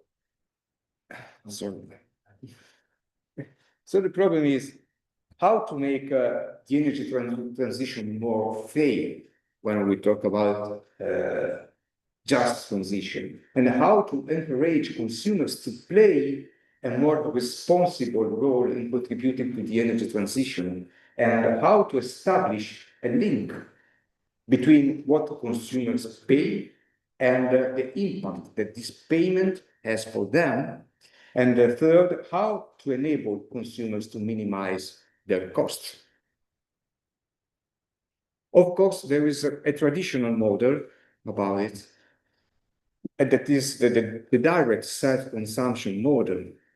It's simple, it's elementary, and at the beginning of the chain, a self-supply system refers to a situation where a person consumes directly the electricity that he has produced. It's a simple self-supply, this one. In this case, the electricity in Italy does not pass through a network, through a grid, but in the grid that could not pass to the grid. It is a choice. Netting energy at the local level behind the meter, it is a political choice. In Italy, we decided to have it, but it is not a mandatory scheme. Anyway, this is the model of Italy, and the energy this model cuts energy bills for the customer. Why? The energy is not both from the grid, it is self-supplied, it is self-produced, it has its own cost, the marginal prices is breakable by this model. A variable cost of services and levies are not charged because our regulation in Italy charges these levies only on energy supplied from the grid and not on the energy self-supplied. So there is an implicit cost reduction for the final investor. This is a very simple system. Okay, but it has some drawbacks. First of all, the customer is exposed to regulatory risk because its own saving is directly related to the tariff framework and the way by which the system charges the final customers for grids, levies, and energy. And this is a risk for the customer because we are talking about investments. A plant must be made. And so when we talk about investments, we're not talking about 1 year or 2, we're talking about a longer period. And the second drawback is that this phenomenon must not, can't be, in a certain sense, controlled by the regulator, because customers do it freely, and the system has less resources to cover grids costs and levies costs in a way that is not directly controllable by the regulator. Anyway, good things and bad things, but this is the system that we have now in Italy. Despite of this, we have a very deep regulation on direct self-consumption in Italy. I think that we have one of the more developed regulation in Europe on this. And it is based on the definition of a simple self-consumption system. A simple self-consumption system refers to a system where there is one, in principle, one producer and one customer directly connected. Okay, this is the definition. So there are some light changes of the principle one-on-one because the customers could be more than one, but the same corporate customers, corporate group. And from last year, we changed this law, and in a simple system, there could be also different producers directly connected to just to one customer in order to develop a competitiveness issue. And no limitations, there are no conditions about who can make it. All customers can make it. There is no limitation of space. The line directly connecting producer and consumer can be placed everywhere. And the type of production, there is no limitation about source, type of source, and the rated power, there is no limitation to the rated power of the plant. And it is dedicated in principle to a single customer. And this is a model that been a very, very big development, this one. And taking solar power alone, we have more than 2 billion plants installed, a measure of which are installed in the self-consumption direct mode. And almost the 30%, about the 30% of the energy produced is self-consumed in Italy.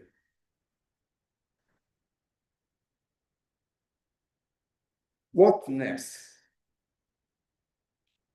What is the answer to a simple question? I can't install a production plant dedicated to myself and directly connected to me. What to do? I will stay for paying for others, or could I also participate to join these mechanisms? And on the contrary, what contribution could give a final customer who has the possibility to install power more than his needs? Could I share this energy, this surplus energy, with other customers that don't have the possibility to realize their plans in their home? To these questions answered the principle of energy sharing. Energy sharing is simply a matter of putting together the energy that is a surplus for an active customer to other customers that in this area, in that area, and in that moment have the need of energy. This is the principle of sharing. The sharing pillars are proximity of the points and the same time. I used to do a simple same place, same time. This is the principle of energy sharing. Same place, what means? In Italy, same place, what means the same medium and low voltage area. Medium and low voltage areas are like, let's say, Christmas balls in trees. The trees is the transmission network, and the balls are distribution areas. The distribution areas is the same place for sharing in Italy. Okay, and the same time is the same hour. In the next picture will be the same quarter power. And this is a very simple example in how the energy sharing is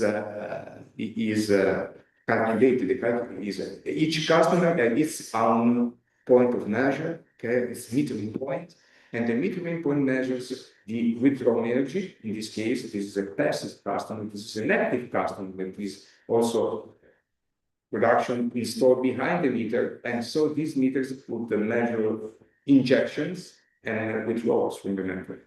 In the same hours, if all the participants to the aggregation will be collected, okay, and the withdrawn energy will be netted to the injected power. The minimum hour by hour is a shared energy.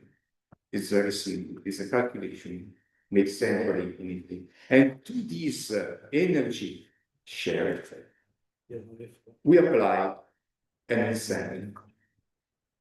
So Italy decided to incentive new plants, new generation that share its energy. If the energy is shared, there will be an incentive, of course, submitted to the conditions, same place, same medium and low voltage areas. What are the models? The models are three: energy renewable communities, group of buildings users, users that are present in the same building, and virtual individual self-consumption. These are the three models. Some results of this scheme. This scheme has been introduced in 2019 at the first version. The final version was introduced in 2022.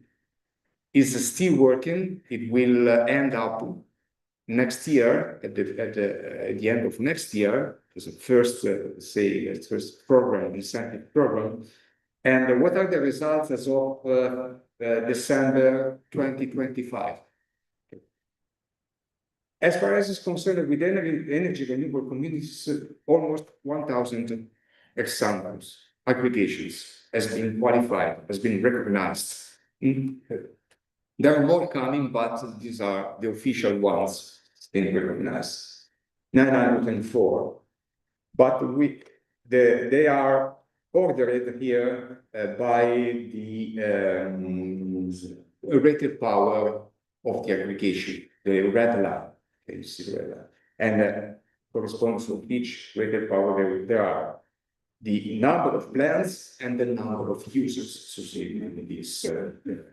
In these aggregations.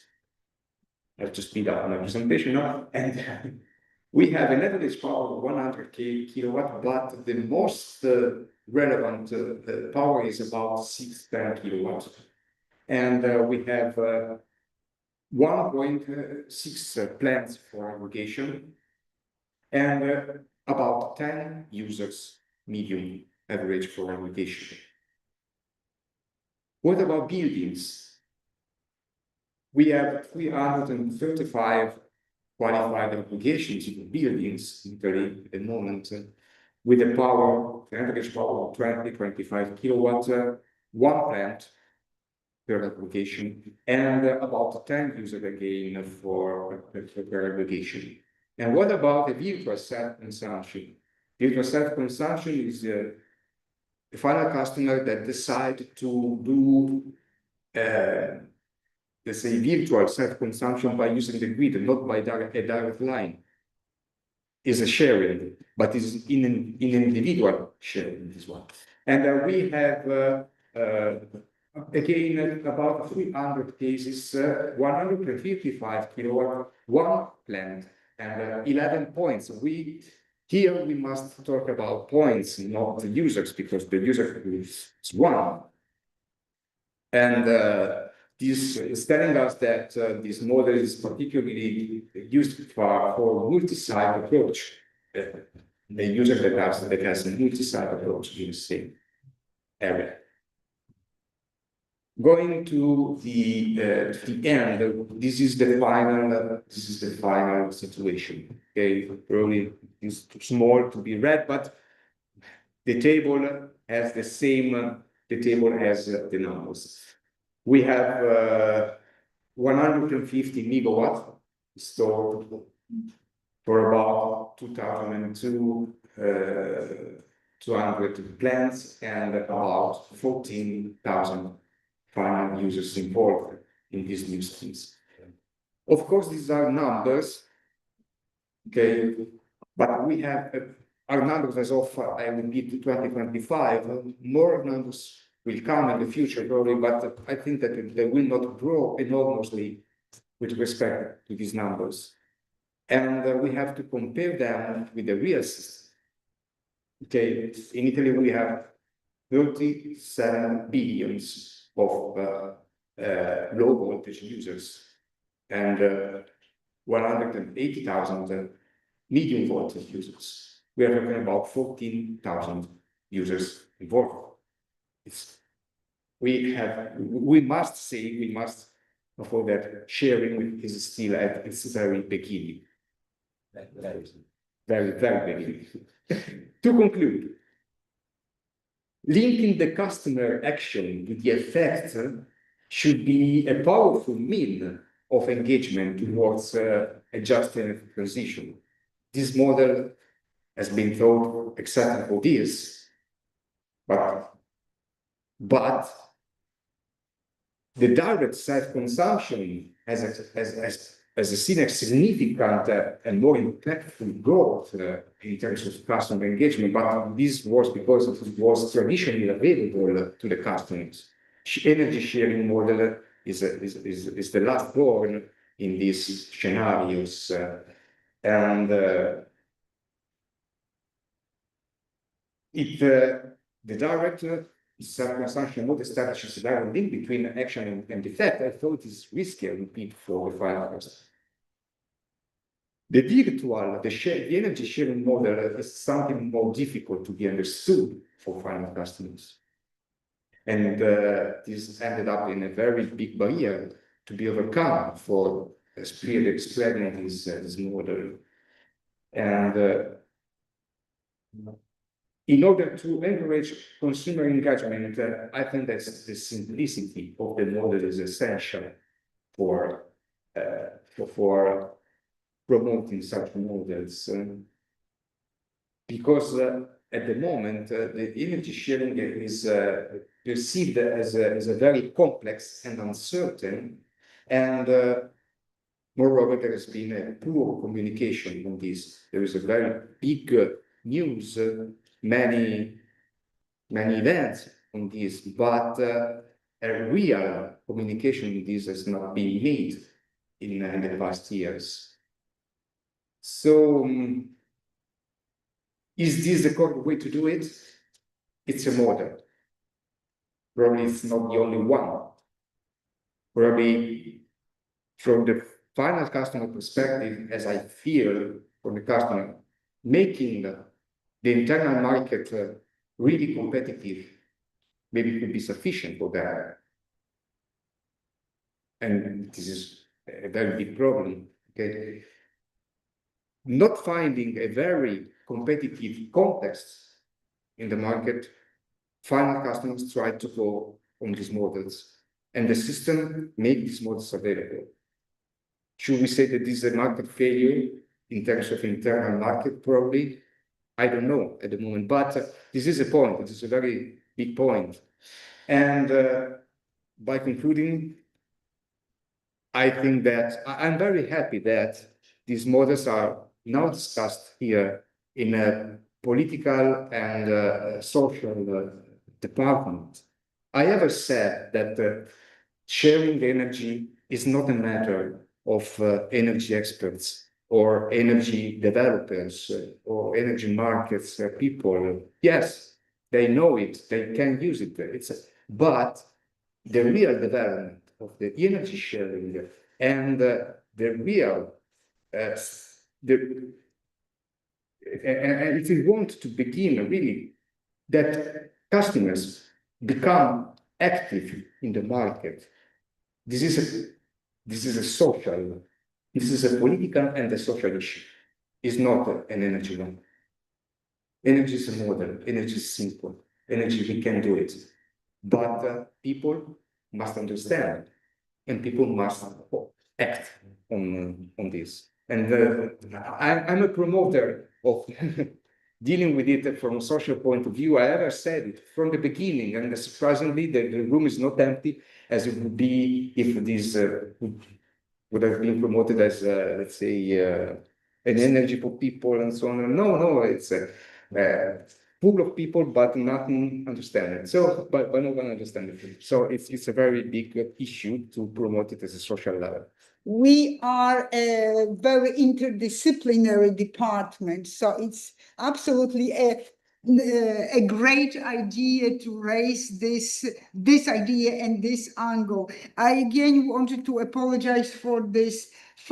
I'm one-man show, you know, so which means that when I was sitting here, I was thinking that I have forgotten about water. I have forgotten about the names that should be here. So you see, I do apologize for this, you know, just I cannot embrace everything, but now we will have a little photo. So President Vezzali, I do apologize for what I haven't done. No, So thank you so much. We will have a photo from everybody should be here because this would be for the paper. So can we get maybe here students, speakers, everybody, okay?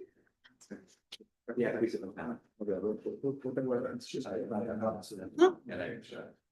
And we have coffee in Rettorato, which I would suggest that you follow Professor Codini and Professor Zan. Sì. So it's on the same floor. It's on the same floor in this direction. Saloni di Rettorato. First, facciamo. Poi mi lascio Benissimo. no, anche i giovani, io sono del giovane, di una cosa. Poi però passa un po' a vieni. Sì.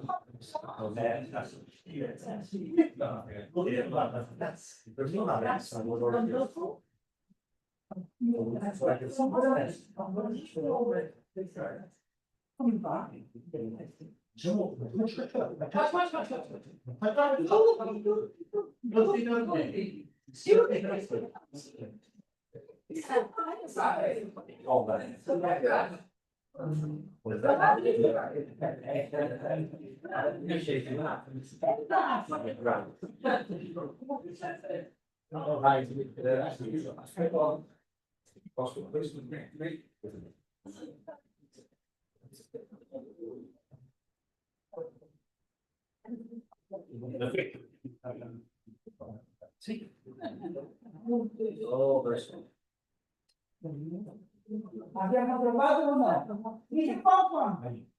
Per prendere tutto c'è una faccia col cellulare.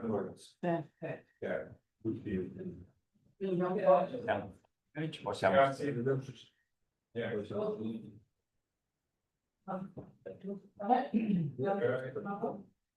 Cheese.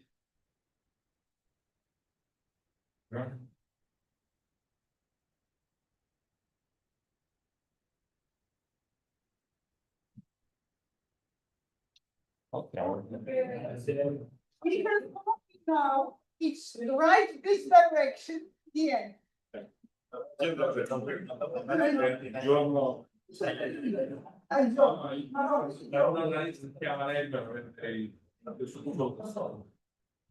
Io non uso il cellulare.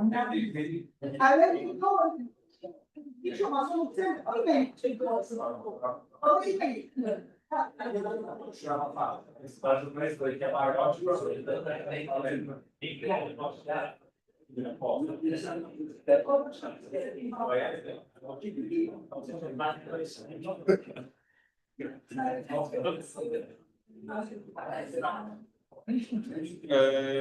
Chłopaki szukają, jeśli dopiero, bo chłopaki też jak oni mieli głosowanie egzamin, dlatego nie czekali do zdania.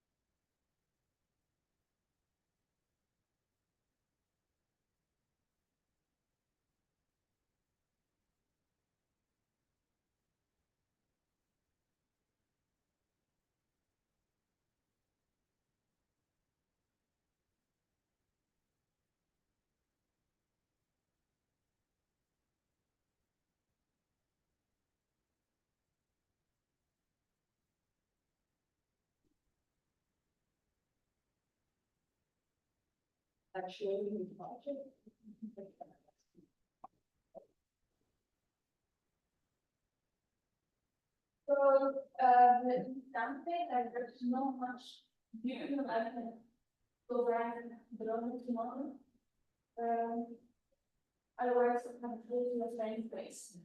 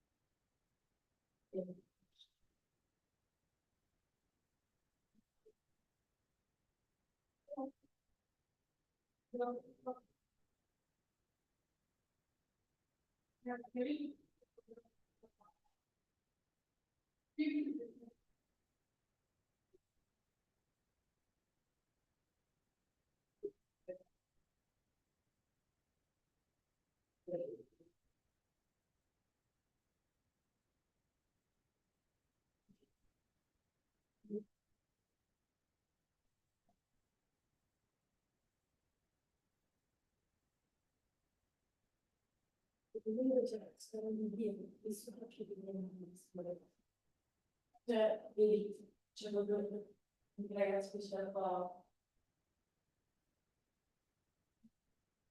che palle, cioè, non lo so, penso che bisogna solo ascoltare. E basta, io mi sono succede quello che dico, sempre questo. Perché una cosa di energia che non abbiamo parlato. Per lo schema degli ingegneri.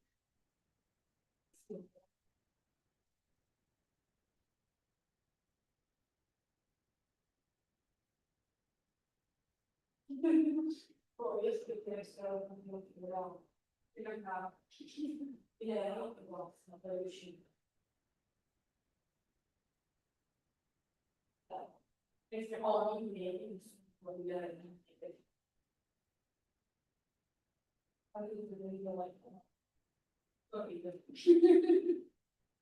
Ciao, mia vabbè.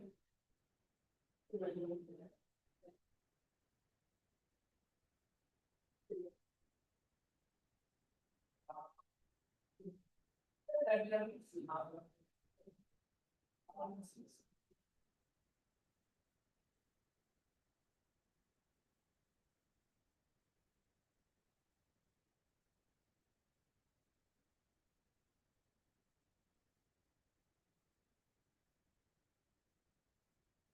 Questo non può essere.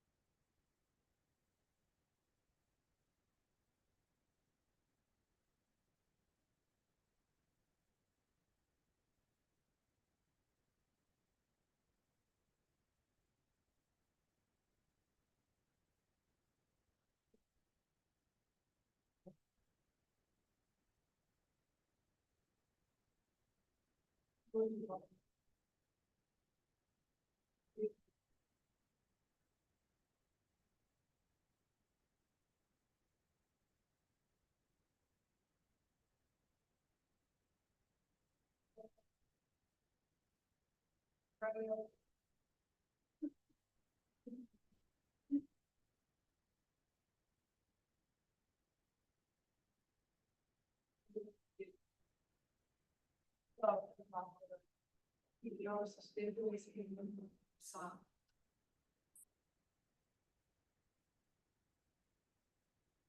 Aiutare.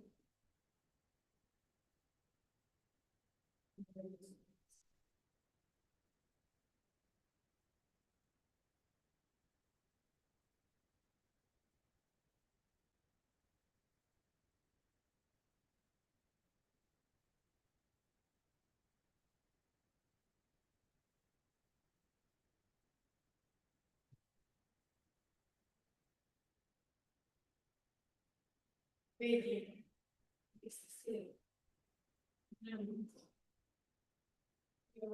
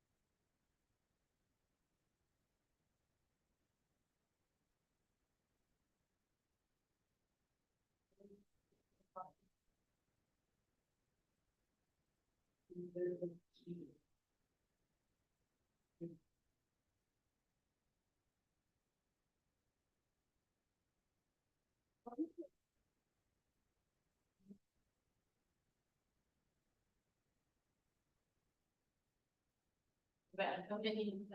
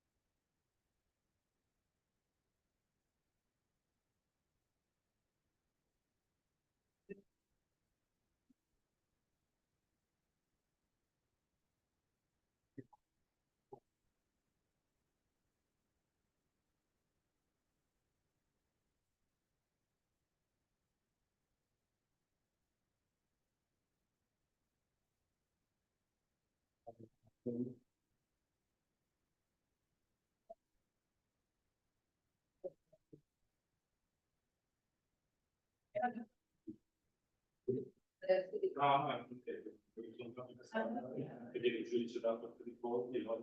E poi ci ricordo di quindi la...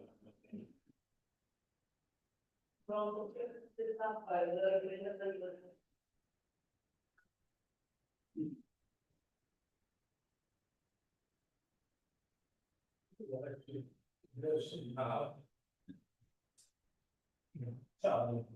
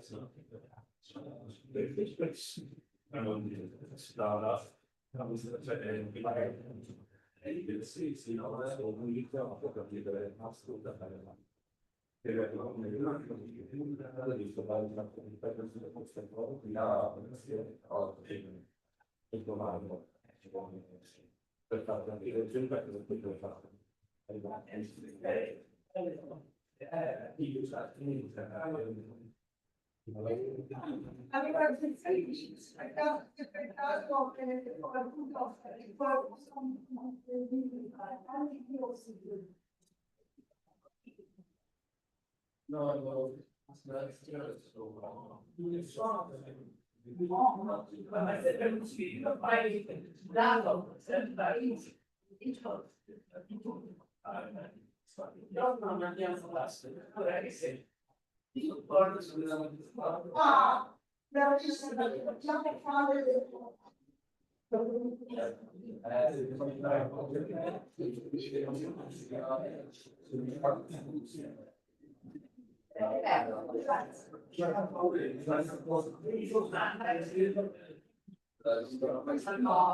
Ah, dobbiamo fare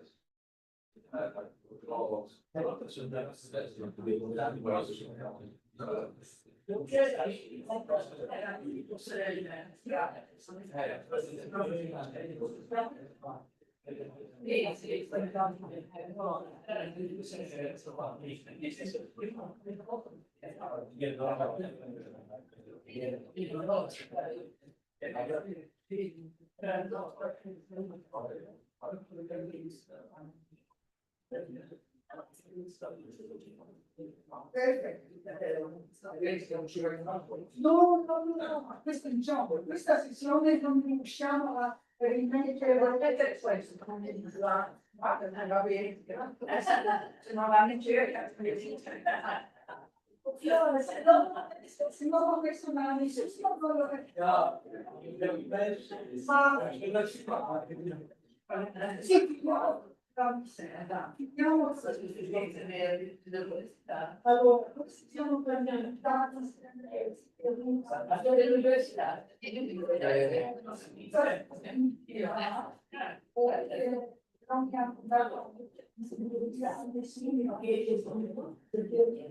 allora, siamo questa notte che va in generale non dà. Allora, portare Pakistan,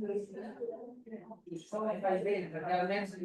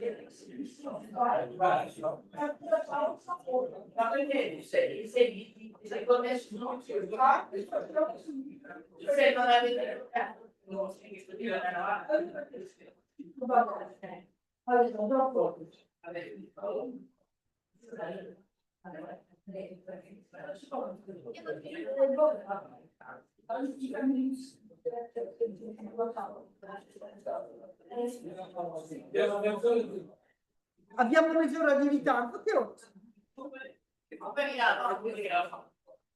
Clara.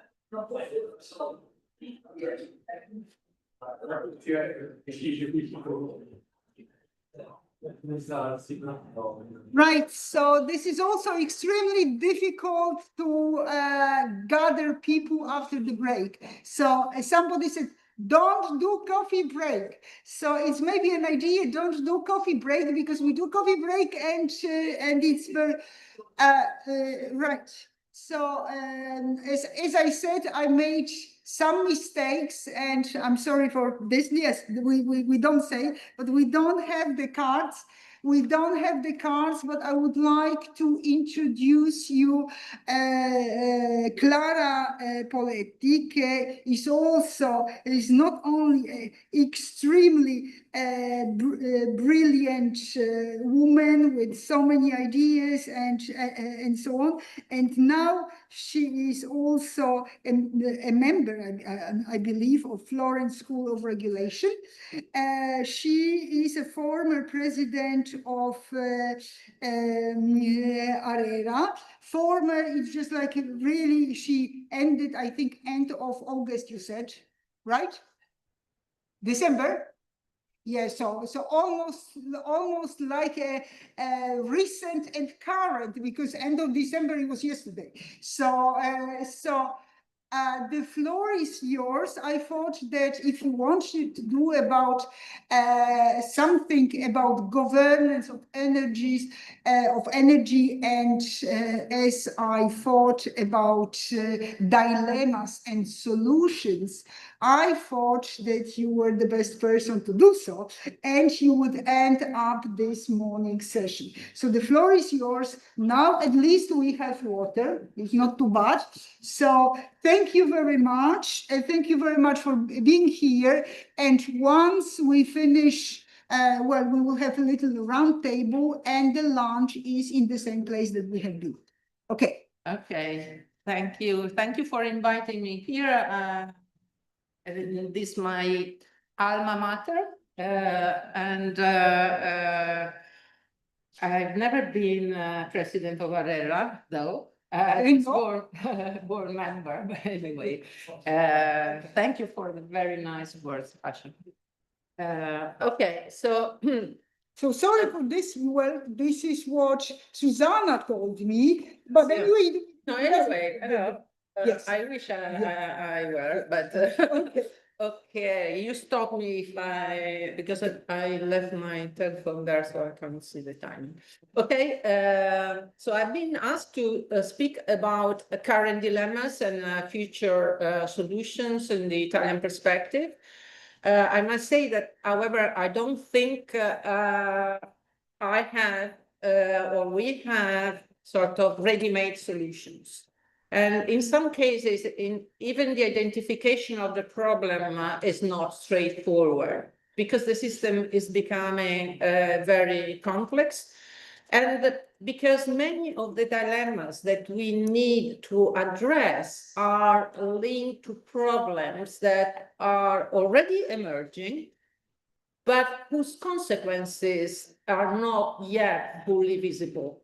And that makes the problem difficult to analyze and very challenging from a regulatory and a political perspective. Just take the example of the impact of extreme climate events on our system. I need to invest today in order to avoid disruptions in the future, near future actually. But in order to invest today, I need to put money on the table at a time where the energy costs are very high. So this is a very difficult situation where regulators find themselves trying to keep costs down while addressing efficiently big challenges looking at the future. So we are not, in a sense, regulating the system that we see today. We have to try to anticipate the system that is taking shape for the future. And the degree of uncertainties that we as regulators, I mean, as Kasia said, my background is in economic regulation. So if I put myself in the shoes of the regulator again, I see that the uncertainties that we have to face when taking regulatory decisions that are how to implement, what type of tools, how can I do efficiently, reach efficiently the goal, they are to be taken in a framework where demand is very uncertain. We are facing more and more external shocks that are not under our control, shocks that come not just from the geopolitical situation, but shocks that can be weather related, can come from interconnections, can come from technical challenges as well. So in this framework, the forward-looking framework, I would like to make two preliminary remarks because before entering the dilemmas. And I'd like to do that because I'm part of, given my background, I'm part of different groups that discuss energy transition, nuclear, fossil fuels. I have the opportunity to listen to different voices. And what I see is an extremely polarized discussion. And it does not help. Because whenever you say something that that group doesn't like, you become the bad guy. And I think we should try to go back to a discussion that is based on facts, is based on analysis, and I'm happy to say so here at the university, because we need a science-based type of decision making. So the first preliminary remark is that 2050 may still sound far away, and the objective of net zero emissions may look extremely ambitious, maybe to some even unrealistic, but advanced energy systems across the world are already changing fast. And in some cases, they are changing faster than many of us would have expected only a few years ago. So things can happen and are actually happening. So while 2050 remains distant as a political target, the transformation of the energy system is not distant at all. It's here today. It is already visible in electricity generation, transport, grids, consumer behavior, industrial processes, and investment patterns. So the regulatory question, therefore, is not whether the energy system will change, is whether the regulatory framework is evolving fast enough and in the right direction to govern the change. So I think in the energy transition, Europe cannot afford to play the role of Uncle Vanya, emotionally attached to the past, hesitant to innovate, and ultimately overtaken by the events. The second remark concerns the European regulatory model. The EU regulatory framework and market design were originally built around market opening, cross-border trade, unbundling, competition, consumer choice, short-term efficiency, let's say. This framework remains essential and has protected us during the 2022 crisis against blackouts and security of supply. So that's essentially stays there and has delivered very important benefits in terms of integration, efficiency, security of supply. But the future energy system is becoming more complex. It will evolve with more intermittent generation, higher electrification, distributed energy. I don't need to mention all the elements that are changing. And at the same time, while the electricity and renewables and electrification progresses, we still have gas infrastructure in place, coal, so other infrastructure. So point is, how do I move from one system to the other? Because when you have to design an optimal system on paper, that's very easy. I mean, easy. We can discuss what the assumptions are, the optimal framework, but what is very difficult is to move from one to the other and manage the imbalances that you have when you are moving and when you are applying your policies. So starting from this perspective, when coming to the Italian case, Italy enters the transition from a position of structural vulnerability. First of all, this vulnerability has several dimensions. The first one is that the Italian energy system is still highly dependent on fossil fuels. This is largely due to historic reasons that have already been presented. I'm not going to go there, but of course, being based on fossil fuels, we have a problem with energy efficiency overall of the overall system. Because we have a lot of system energy losses. The second, Italy depends on imports for around 3/4 of its fossil fuel consumptions. And that's a lot. That's above the European average. And this is actually one of the highest levels among the major EU economies. And this means that Italy is systematically exposed to volatility in international energy markets and to geopolitical tensions. Third, in the electricity sector, gas plays a very significant role in price formation, and has already been said in the electricity market, 70% of the hours, the gas is set, the price is set by gas. And that means that the tensions in the international gas markets are transmitted very quickly to the Italian electricity market, and from there to the economy, industrial customers, small businesses, and households.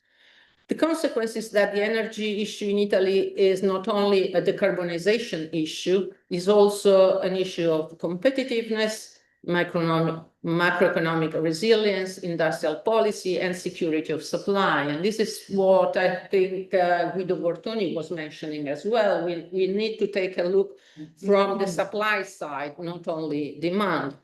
But the issue is also social, because energy costs have a direct impact on households' purchasing power, especially for low-income households. We have around 9% of our households that are in energy poverty, according to our statistics. That's a lot.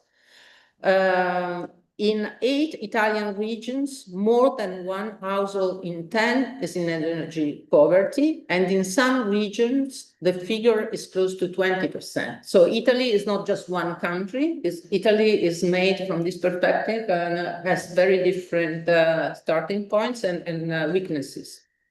So the Italian energy challenge is not, as I was saying, just about short-term efficiency, competitiveness, but it's also about social cohesion and the legitimacy of the transition. And I'll come back to that later on. Now, the role of demand, the role of customers, and this is something that we have been maybe overlooking in the European debate as well. So that brings me to these major dilemmas that I see. The first one is that we need to move fast, but how can we finance the massive upfront investment needed? And particularly on infrastructures, we need to better integrate the system. For example, just to give you some numbers, Terna development plan foresees 23 billion euros of investment from 2025 to 2034. So that's a lot of money. So what can we do on the infrastructure side to help financing the infrastructure development? First of all, I think we need to move from a backward-looking type of regulation to a forward-looking type of regulation, where you regulate and incentivize companies based on performance and on the outputs that you want them to achieve. Of course, to do that, you need to have a clear view on where you want to go. And this is something that maybe can sound trivial, but today, from a regulatory perspective, is very difficult. It's difficult because the main tool that Europe has decided to use in order to give the direction are the integrated energy and climate plans. But when you look at them, you read them, maybe I'm too critical, but I think they are not enough. They are not coordinated. When you compare them, they are not sufficiently detailed. And often the policies that are adopted are not in line with what is in the plan. So first of all, to start with, we need a credible and forward-looking view on where we want to go. And the view is not technical, it's political completely, because it refers to industrial policy, to the security of supply, and to the specificities of each country, as was mentioned before. On generation, we need to give certainty. We need to address the risk that new investments will face, and it's possible that energy-only markets are not sufficient to trigger all investments, and has already been said in tools like contract for differences, PPAs, capacity mechanism, or whatever, public guarantees. You know, we need a system to de-risk the important investments that we want to see implemented, because we need to move quickly as well. We don't have time for mistakes. The second dilemma is the affordability today or affordability tomorrow. Affordability is often understood as keeping prices low today, but in the energy transition, affordability means as well avoiding underinvestment, delays, congestion, security crisis, emergency tomorrow. So we need to make sure that customers are protected from excessive costs, and this is something that refers to market design and market tools, and not just consumer protection tools. We need to make sure that we don't consider all the demand alike. Some customers are more vulnerable than others and must be protected. And again, this brings the issue of social cohesion and the legitimacy of the transition and the allocation of risk. Also on the role of demand, I think the demand side of the market, behavior of small customers, is maybe the part that of the issue, the size, the perspective that is less understood today. Now, we are assuming that consumers react to short-term crises where they cannot even read their bills. So dynamic pricing is the solution. Is dynamic pricing the solution to flexibility for demand? Well, I'm not in favor of developing dynamic pricing and more digital solutions, but we have to consider that not all customers are digital.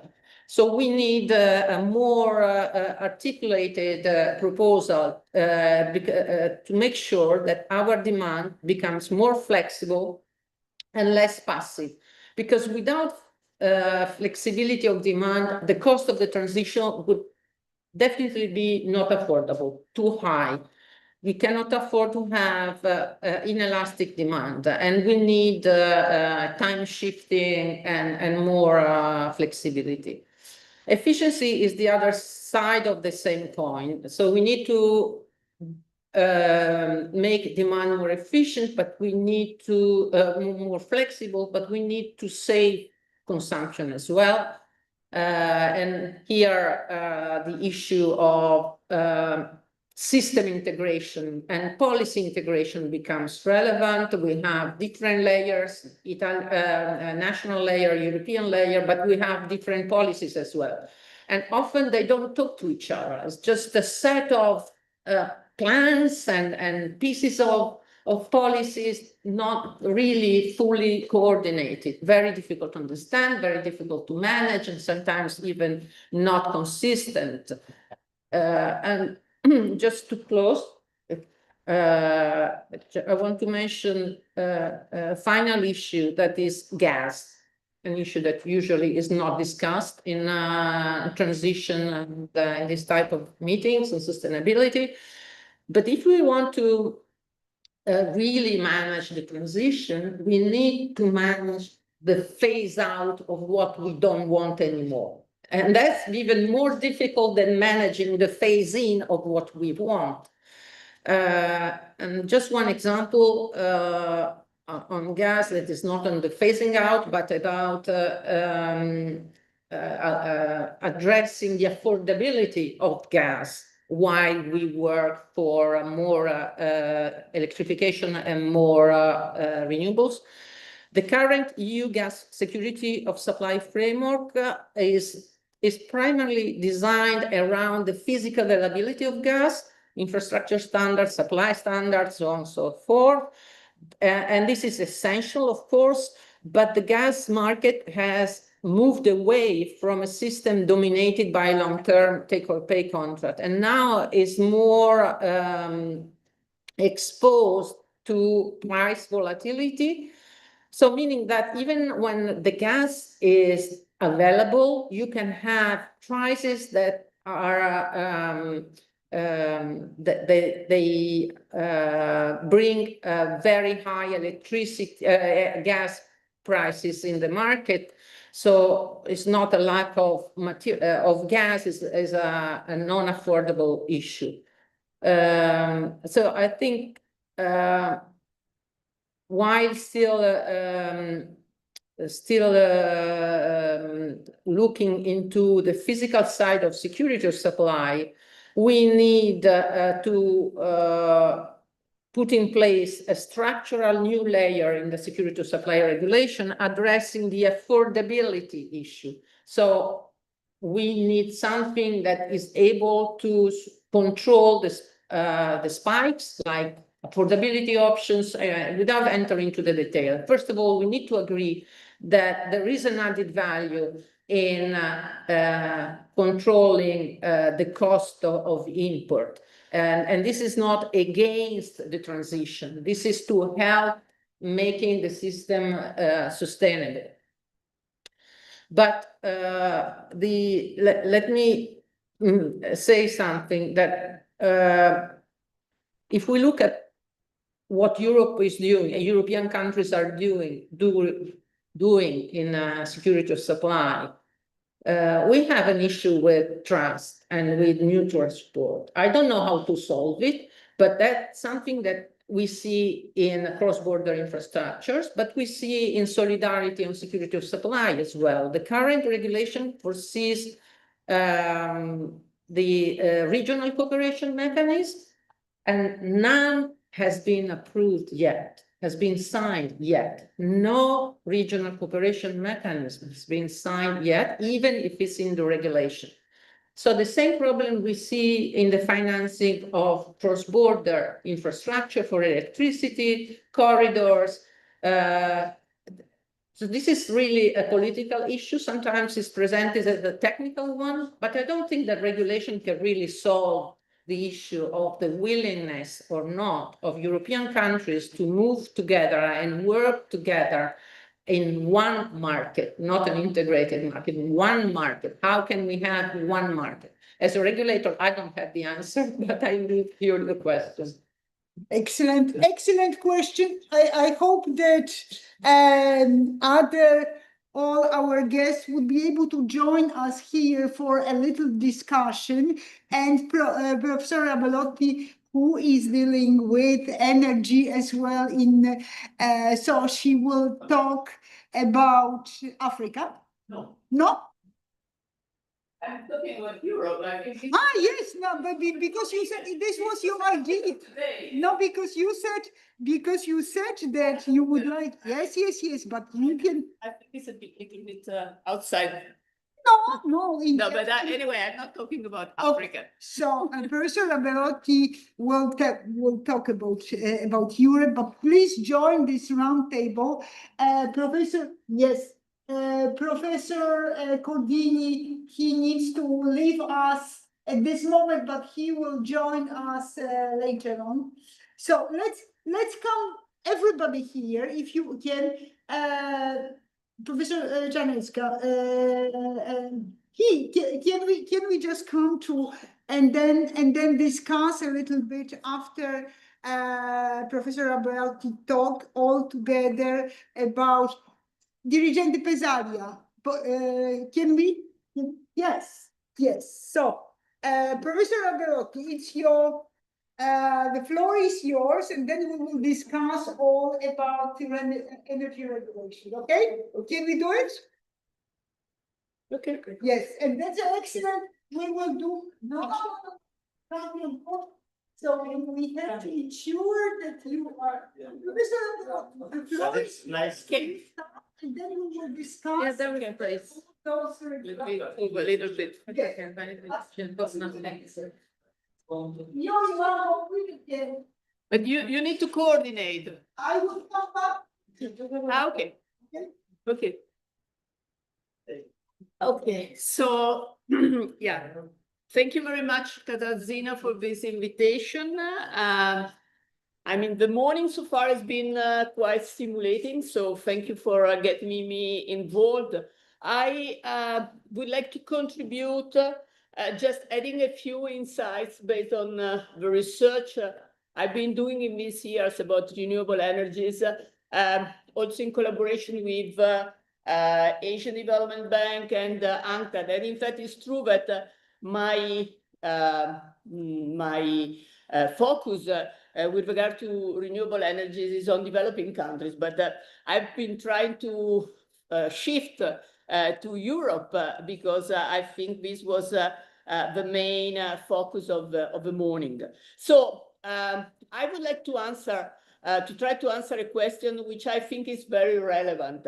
And the question is how the green transition is reshaping the opportunities and challenges in EU countries and regions. So this is very much related with what Clara has just addressed. And let me start with three key stylized facts. I mean, fact number one is that it is something which is quite clear is that in renewable energies, we do need more innovation. We need renewable energies which are cheaper, which are more efficient, and which are less environmentally impactful.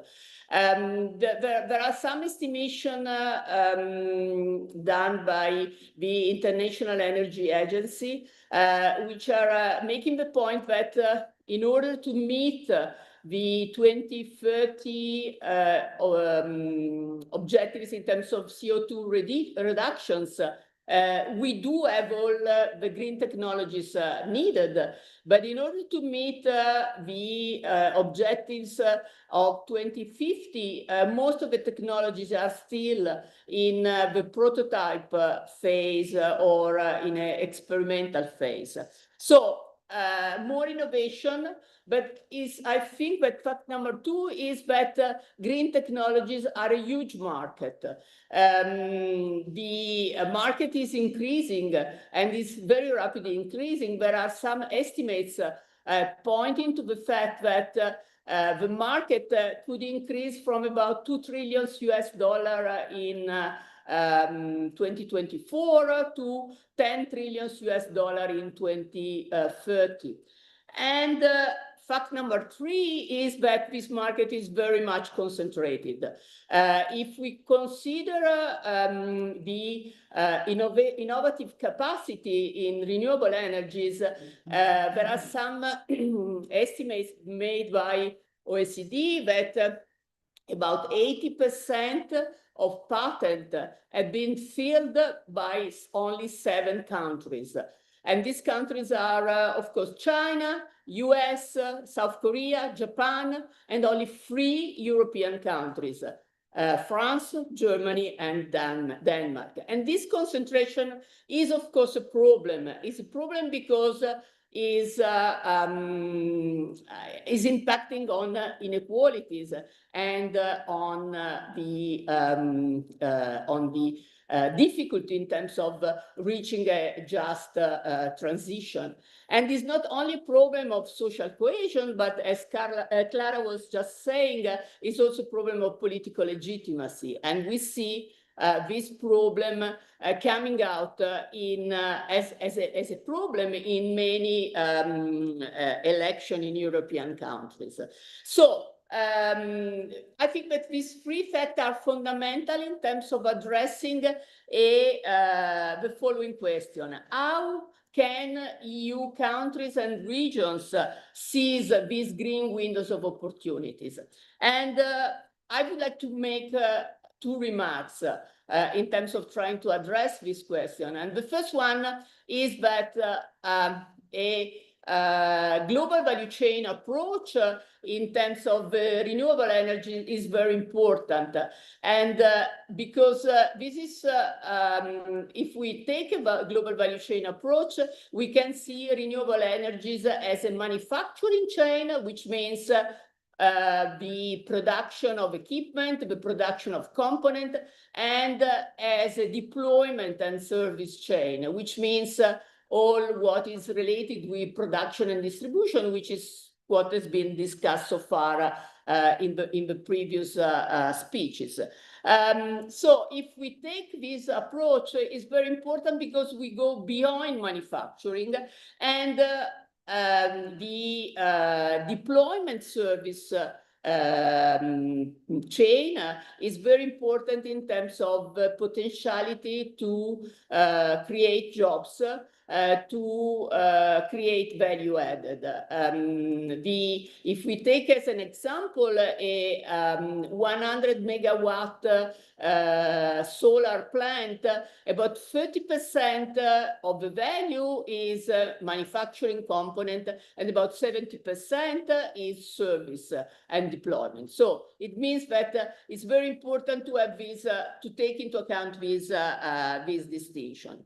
And my second point is related with policy, with industrial policy.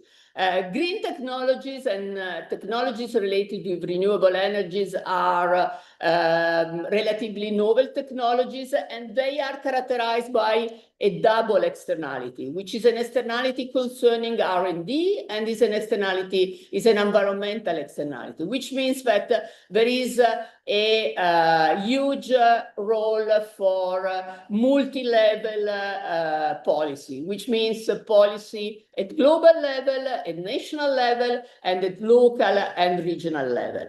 And talking about policy, I think we need to mention China, because China is clearly, I mean, the technological leadership of China in renewable energies, I think is a factor which is quite clear to everybody, but it's important to try to understand how China has reached this leadership.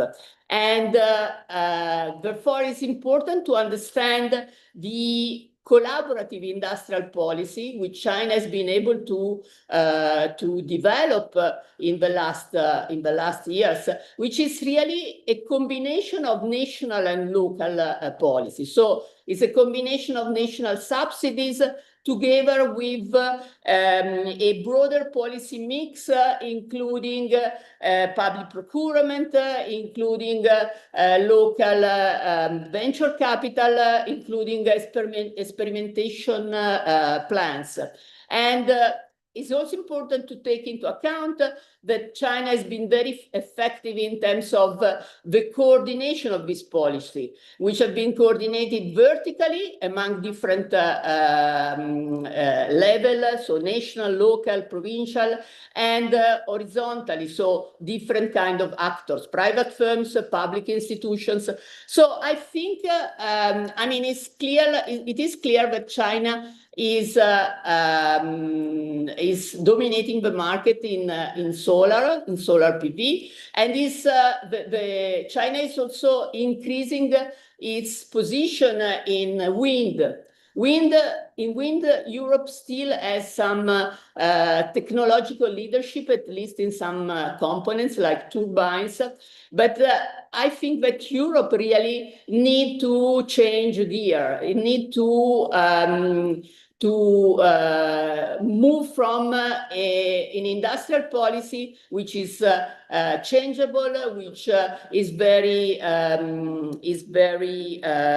inconsistent, to a policy, an industrial policy model which can be more consistent and more certain for private investors. So, and just to conclude, I think that maybe Europe is going in that direction. And there is, at the moment, there is this Industrial Accelerator Act, which is under discussion in the European Parliament, which really goes in the direction of trying to create a market for clean technologies made in Europe, produced in Europe. And by using demand-side policy, which means public procurement and auction, this act aims to strengthen EU industrial capacity in energy transition value chains, which means that the EU is thinking to push foreign investors to hire more European workers, to buy more European-made component, and also to transfer technologies to European companies. And this is not new at all, in the sense that recently the US with Inflation Reduction Act has gone in the same direction. Then Trump came and everything was abandoned, but the Inflation Reduction Act was going exactly in that direction. And the same has been also undertaken by a number of Asian countries. So I think that this is really the direction in which the EU should go. And this is really important in terms of trying to create a market for clean technologies produced in Europe, and for trying to avoid to lose and to weaken the existing industrial base, which is really in this moment threatened by the competition of countries such as China. So I think I will stop here. Thank you. Thank you so much. This was really inspiring. Thank you so much. Because thank you so much. So what I think that maybe we can start with some questions from the audience. If you have any questions to one of the speakers from this morning, so maybe we'll start with questions, and then we will see what we can exchange as ideas. Okay? Any questions? No, I'm sure that you have. I have already one. I just like to our regulator, because this is what I remember the last, because I always knew. So I just would like to ask our guest, Clara Poletti, when you talk about fragmentation, you said that you don't have immediate solutions, but what would be the solutions to tackle this fragmentation? Yes. Maybe. Yes, if somebody, yes, absolutely. If somebody. Maybe you're better positioned to try to answer. Not popular answer, sorry for this, but it is the national interests. This is the problem. That we've got 27 different legal systems, but we've got 27 different countries. So the discussion among the member states is always the same. If we should have the federalization of Europe and more Europe inside EU, or do we still need the sovereignty, each country separated? And this is visible not only on the energy market, but it is obvious for energy market.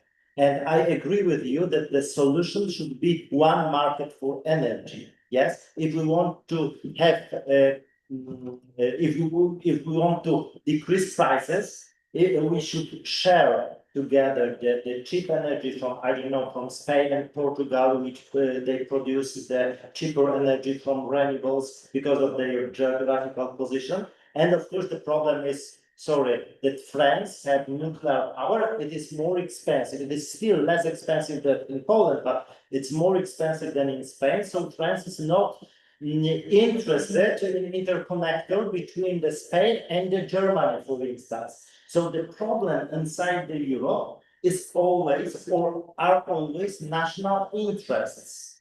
And if we want to compete with the countries like United States or China, they've got one legal system. They are one country, and we still are 27 countries. It is obvious. It is in political way something good.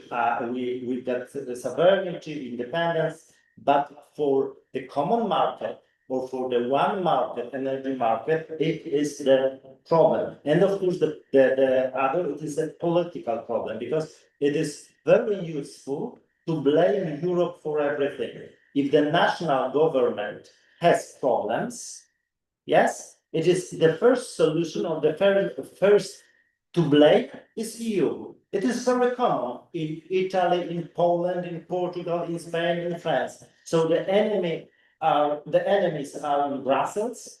So everything that is Brussels. But when we are talking about the energy crisis, we are discussing ETS system. But all depends on country. But the problem in Italy and in Poland, we get the same problems with energy crisis. It's not only the ETS system, but it is dependence of fossil fuels, for instance, in Italy, gas, in Poland, coal and gas. And so the solution is, in my opinion, it's very tough to solve this. During the populism time, we've got Trump in the United States, we've got China, of course, with a lot of subsidies. Subsidizes. So this is the huge political problem. And we've got this, unfortunately, this far-right populists in each member state.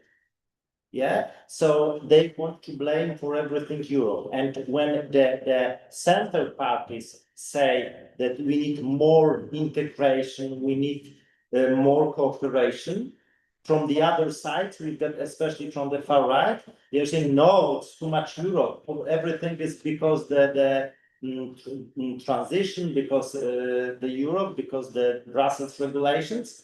So less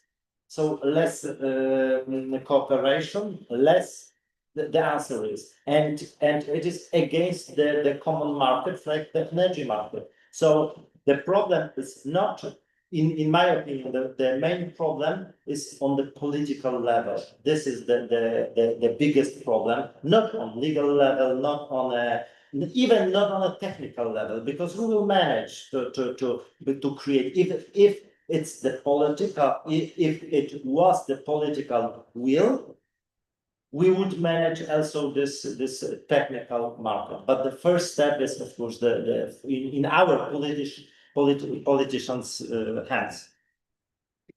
Right. May I add something? Yes, absolutely. Okay, this way, right. Okay, so there is also the question about one market and the regional policy and the regional agreements. Everybody from the energy market all over the states, I mean, within the 27, are saying no. The question, they have two answers. The first one, accept this political point of view. It is the distribution and the connectors. And that's what you said, unbalancing system. So if the sun is, probably it's shining in Italy, in let's say Spain, Portugal together. France is closed. And if the France is closed, so the system will not work. And the second point is that they are saying that the merit order that was existing in Europe from the years, right, didn't work. So if the money are not putting the system into the, let's say, the whole one Europe, so it means there are no instrument from the legal and political view which will force this pass. Because the money didn't work. Okay, the merit order is saying quite simply, the cheapest one. If the energy is cheaper, so we are taking this. So it's supposed to work, but it didn't. So there are the distributors and the TSO, the DSO, TSO, everybody are saying the same. That the system, the complication of the system, unbalancing, and the interconnectors on the, let's say, between the countries are so complicated to make it less than one market until 2050, because we are talking about the, let's say, future and the progress for the 2050. Excellent. Any other questions from audience? Matteo, you always have questions. Not this time? Okay. Okay, okay, Okay, maybe. so the- maybe I can add Yeah. something on the same topic and discussion, because that's very relevant for the grids package, for the current discussion in Europe. Okay, so of course, if you have two countries like Italy and Spain with very different prices, and you build an interconnector between the two countries, the country that has higher prices will reduce the prices and the other one will go up. So there is a disincentive to build the new infrastructures where they are needed. So the current approach is sort of trying to avoid the political backlash by giving to the European Commission the power to say what scenario should be used to assess the infrastructure needs. And once you have somebody technical assessing the infrastructure needs, you need a way to force the deployment of the needed infrastructure, the investment. So let's say I decide that there is an added value in building an interconnector between Spain and Italy, and then the European Commission or ACER or whatever, whoever has the power at European level must be able to enforce the investment. Problem is who's gonna pay? Because I think if you don't clarify who is going to pay that investment, in my view, you will have a lot of opposition when the time comes to build. I mean, the system will sort of work against this type of framework. So you cannot force the system to go into a direction that is not incentive compatible, if we want to say it in economic terms. So the question is, maybe we should have Europe paying for these priority infrastructures, or because that way you would take the interest of the single member state away, at least at the time where you need to build the infrastructure, because somebody has an interest to build and get money from the service. So I wonder if to become one market, you need to change the way you finance things, at least certain, not everything, but at least some priority investments. So that's a question for you again. Okay, right. I have a question. Yes. Mr. Gallo, because your presentation was really good. So, but you were talking mainly about the past years, yes? So what is about the future in Italy? So what are the ideas in order to just, let's say, complete or finish its transformation? Are you thinking as a country? Are you thinking about, for example, about the nuclear energy, or what the future will bring for you? I can develop a bit more on this, but I think there was someone else wanted to answer something more on what Spoleto said. Just very short, because I'm also interested in this future of Italian market, because on some aspects we are similar to Poland. But of course, I agree with you, but this is also another the political answer.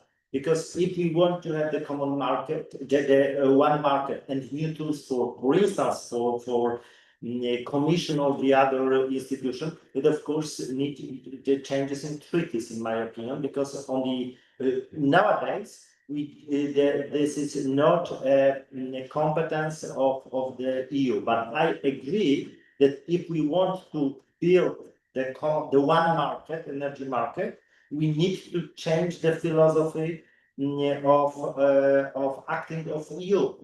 But on the other hand, it needs to change competences. Or we built something similar. It was much easier, but the philosophy was the same. For instance, we are talking about the roaming inside EU. Yeah, also it seemed to be not possible in the beginning with all the different infrastructure, everything. But nowadays we all uses our mobiles through the Europe without any extra charges. But it was much easier because of the new infrastructure. But also we now have some questions in EU. If we want to increase this infrastructure, who should pay? If Europe, how to integrate the market? And if we, I agree, and if I answered on your question, it would be the same. That in the European hands, it would be better because it can be over the national or interests, or it would be better integrated. But the money, of course, the problem is not how to spend money, but if we created this from the European money, we need to new funds. And this is always the discussion among member states when we are discussing the budget and the next period, that we've got some states who which say no more new incomes, new taxes in EU, no new spendings, or we've got countries who say, okay, so let's invent some new funds for EU. Because if we want to spend or to make to spend more European money for infrastructure, I agree, we need to have incomes for this. So this is also something, and we are in very tough period when we increase our defense outcomes in all Europe. We are trying to rearm Europe. So also this is the problem of EU budget. But generally, I agree that if we want to have the one market, it should be in European hands, because unless we did it, it wouldn't be possible to build it. But you don't have microphone. Yes. Thank you for your question. As it may occur, that Italy has a very expensive power price compared to other like neighbors and other countries in Europe. Yeah. And this is mostly the reason why. I mean, the reason is because we are very much linked to gas. We have the majority of our small systems over the year that are selling gas, or by resources that are able to follow gas prices. So the medium to long term strategy for our country is more proposals, and indeed would in place they've been in place for many years already, like incentive systems that we're now tweaking, and new generation of incentive system that is install renewables. And as you've seen in the presentation, we have binding targets for next year's try to reach high level of adaptation of renewables that will freeze space for other kind of resource development. So we have a very ambitious plan of installing 10 gigawatts of renewables in the next few years, which is very ambitious, but we are on track of installing. The other part of your question was related to nuclear. You are right. Actually, there is, at least in the common, and it is in Italy framework of an essence of nuclear, but for the moment it's been mostly on paper, even if like the current government started to build a legislative framework that is able to welcome nuclear for the next decade.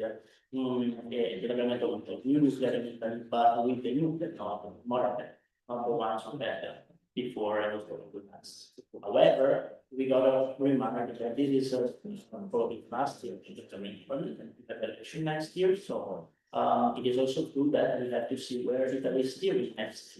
Because we can't take for granted that it's like the same coalition or other coalitions in our situation go down the same path as this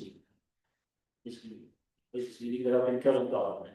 And in any case, the reflection about modular in Italy is gonna take a while, and we can see results like in just a few years. So it's something that we can start to think now, but the results will be there in 10 years old, in any case. Thank you. So can I? Well, I know that we have another question, and I also have one for the President Pesaria for about how to enhance and how to emphasize the social phase, as you said. The problem is that we need to vacate this room at 1:30. It's 1:30. So I'm going with this. So please tell me. Yes, the question, but let's do it quickly because they will shout on me. Okay. A general question. Yes, to everybody. What is the frame of time to implement European energy market in each country? What should be the first, second, and third steps to get it? Can you repeat the question because on YouTube nobody knows what the question is. What is the frame time to reach the European energy market? How long does it take to get it? And what should be the steps in each country?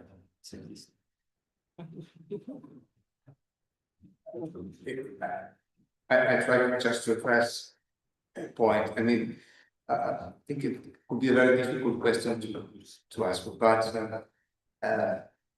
maybe an idea. I was thinking other ideas that this morning, but there is a point in the energy transition that must be not neglected, which is efficiency. I mean, we need an efficient energy transition, and which steps must be taken to have an internal energy market. To have it from the technical and scientific point of view, having an efficient result means removing barriers, removing constraints in an optimal problem. So we have to remove the constraints that impede the creation of internal market and to reach the results of the energy transition at the less cost possible. This is the point. And the first one, I agree that it is a political level. We should be a 1 from this point of view and not 27. This is correct. And then there are other barriers from the technical point of view, but from technical point of view, we must remove anything we want. I think the technical level is not a problem. See. Thank you so much. As I said, quickly, in a short answer to another question that, yes. The one? Yes? If you don't mind, first. Yes, for 3 minutes, 3 minutes we can have it. Okay, so what's, I should bring you because then, because you said that you have something. Thank you. No. No, I don't have questions. Okay, so thank you very much for this very constructive roundtable. I forced you, like nobody knew what was going to be, but I thought that in the end it went very well. Now we have, so there are 2 things. We need to all guess together with students, you need to take this little green bar and I need to take a photo and then we have lunch. We meet in a different aula, which is Aula Volta this time. Please don't be late because we have somebody from Japan who would connect exactly at 3 o'clock. So I will be down Aula 5 minutes to 3. No, because they have on the east they have already 11 p.m. So, right. Yes. So they are those difficulties. I thought it was very nice and very fruitful morning. We had excellent discussion. I think that it worked well, and I think it will continue. Let's hope. So thank you very much. And who knows how to interrupt YouTube? We need to get, so you don't go, the all guests, international guests, we will take the photo with the bot. Nobody knows how to interrupt YouTube.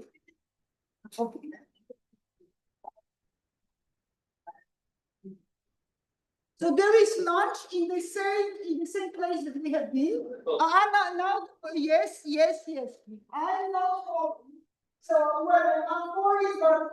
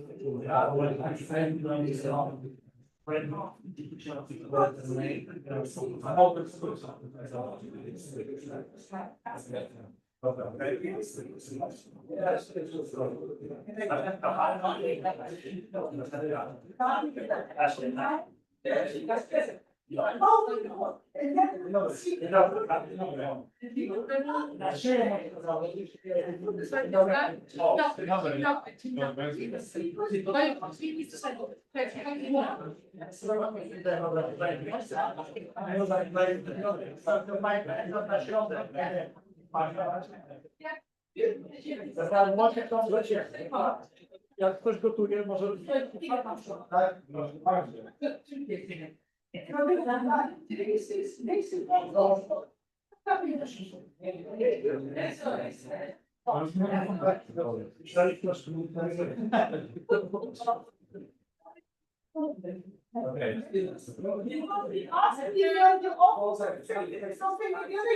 I need to send them this picture.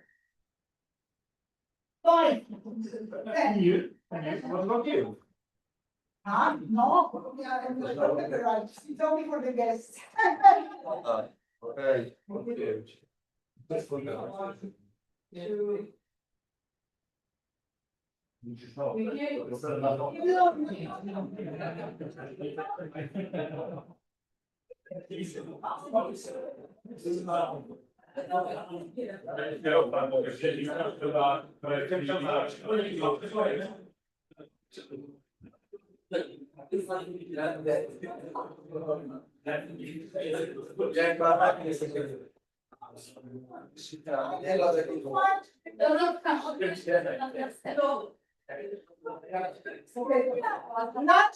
Lunch. I take this.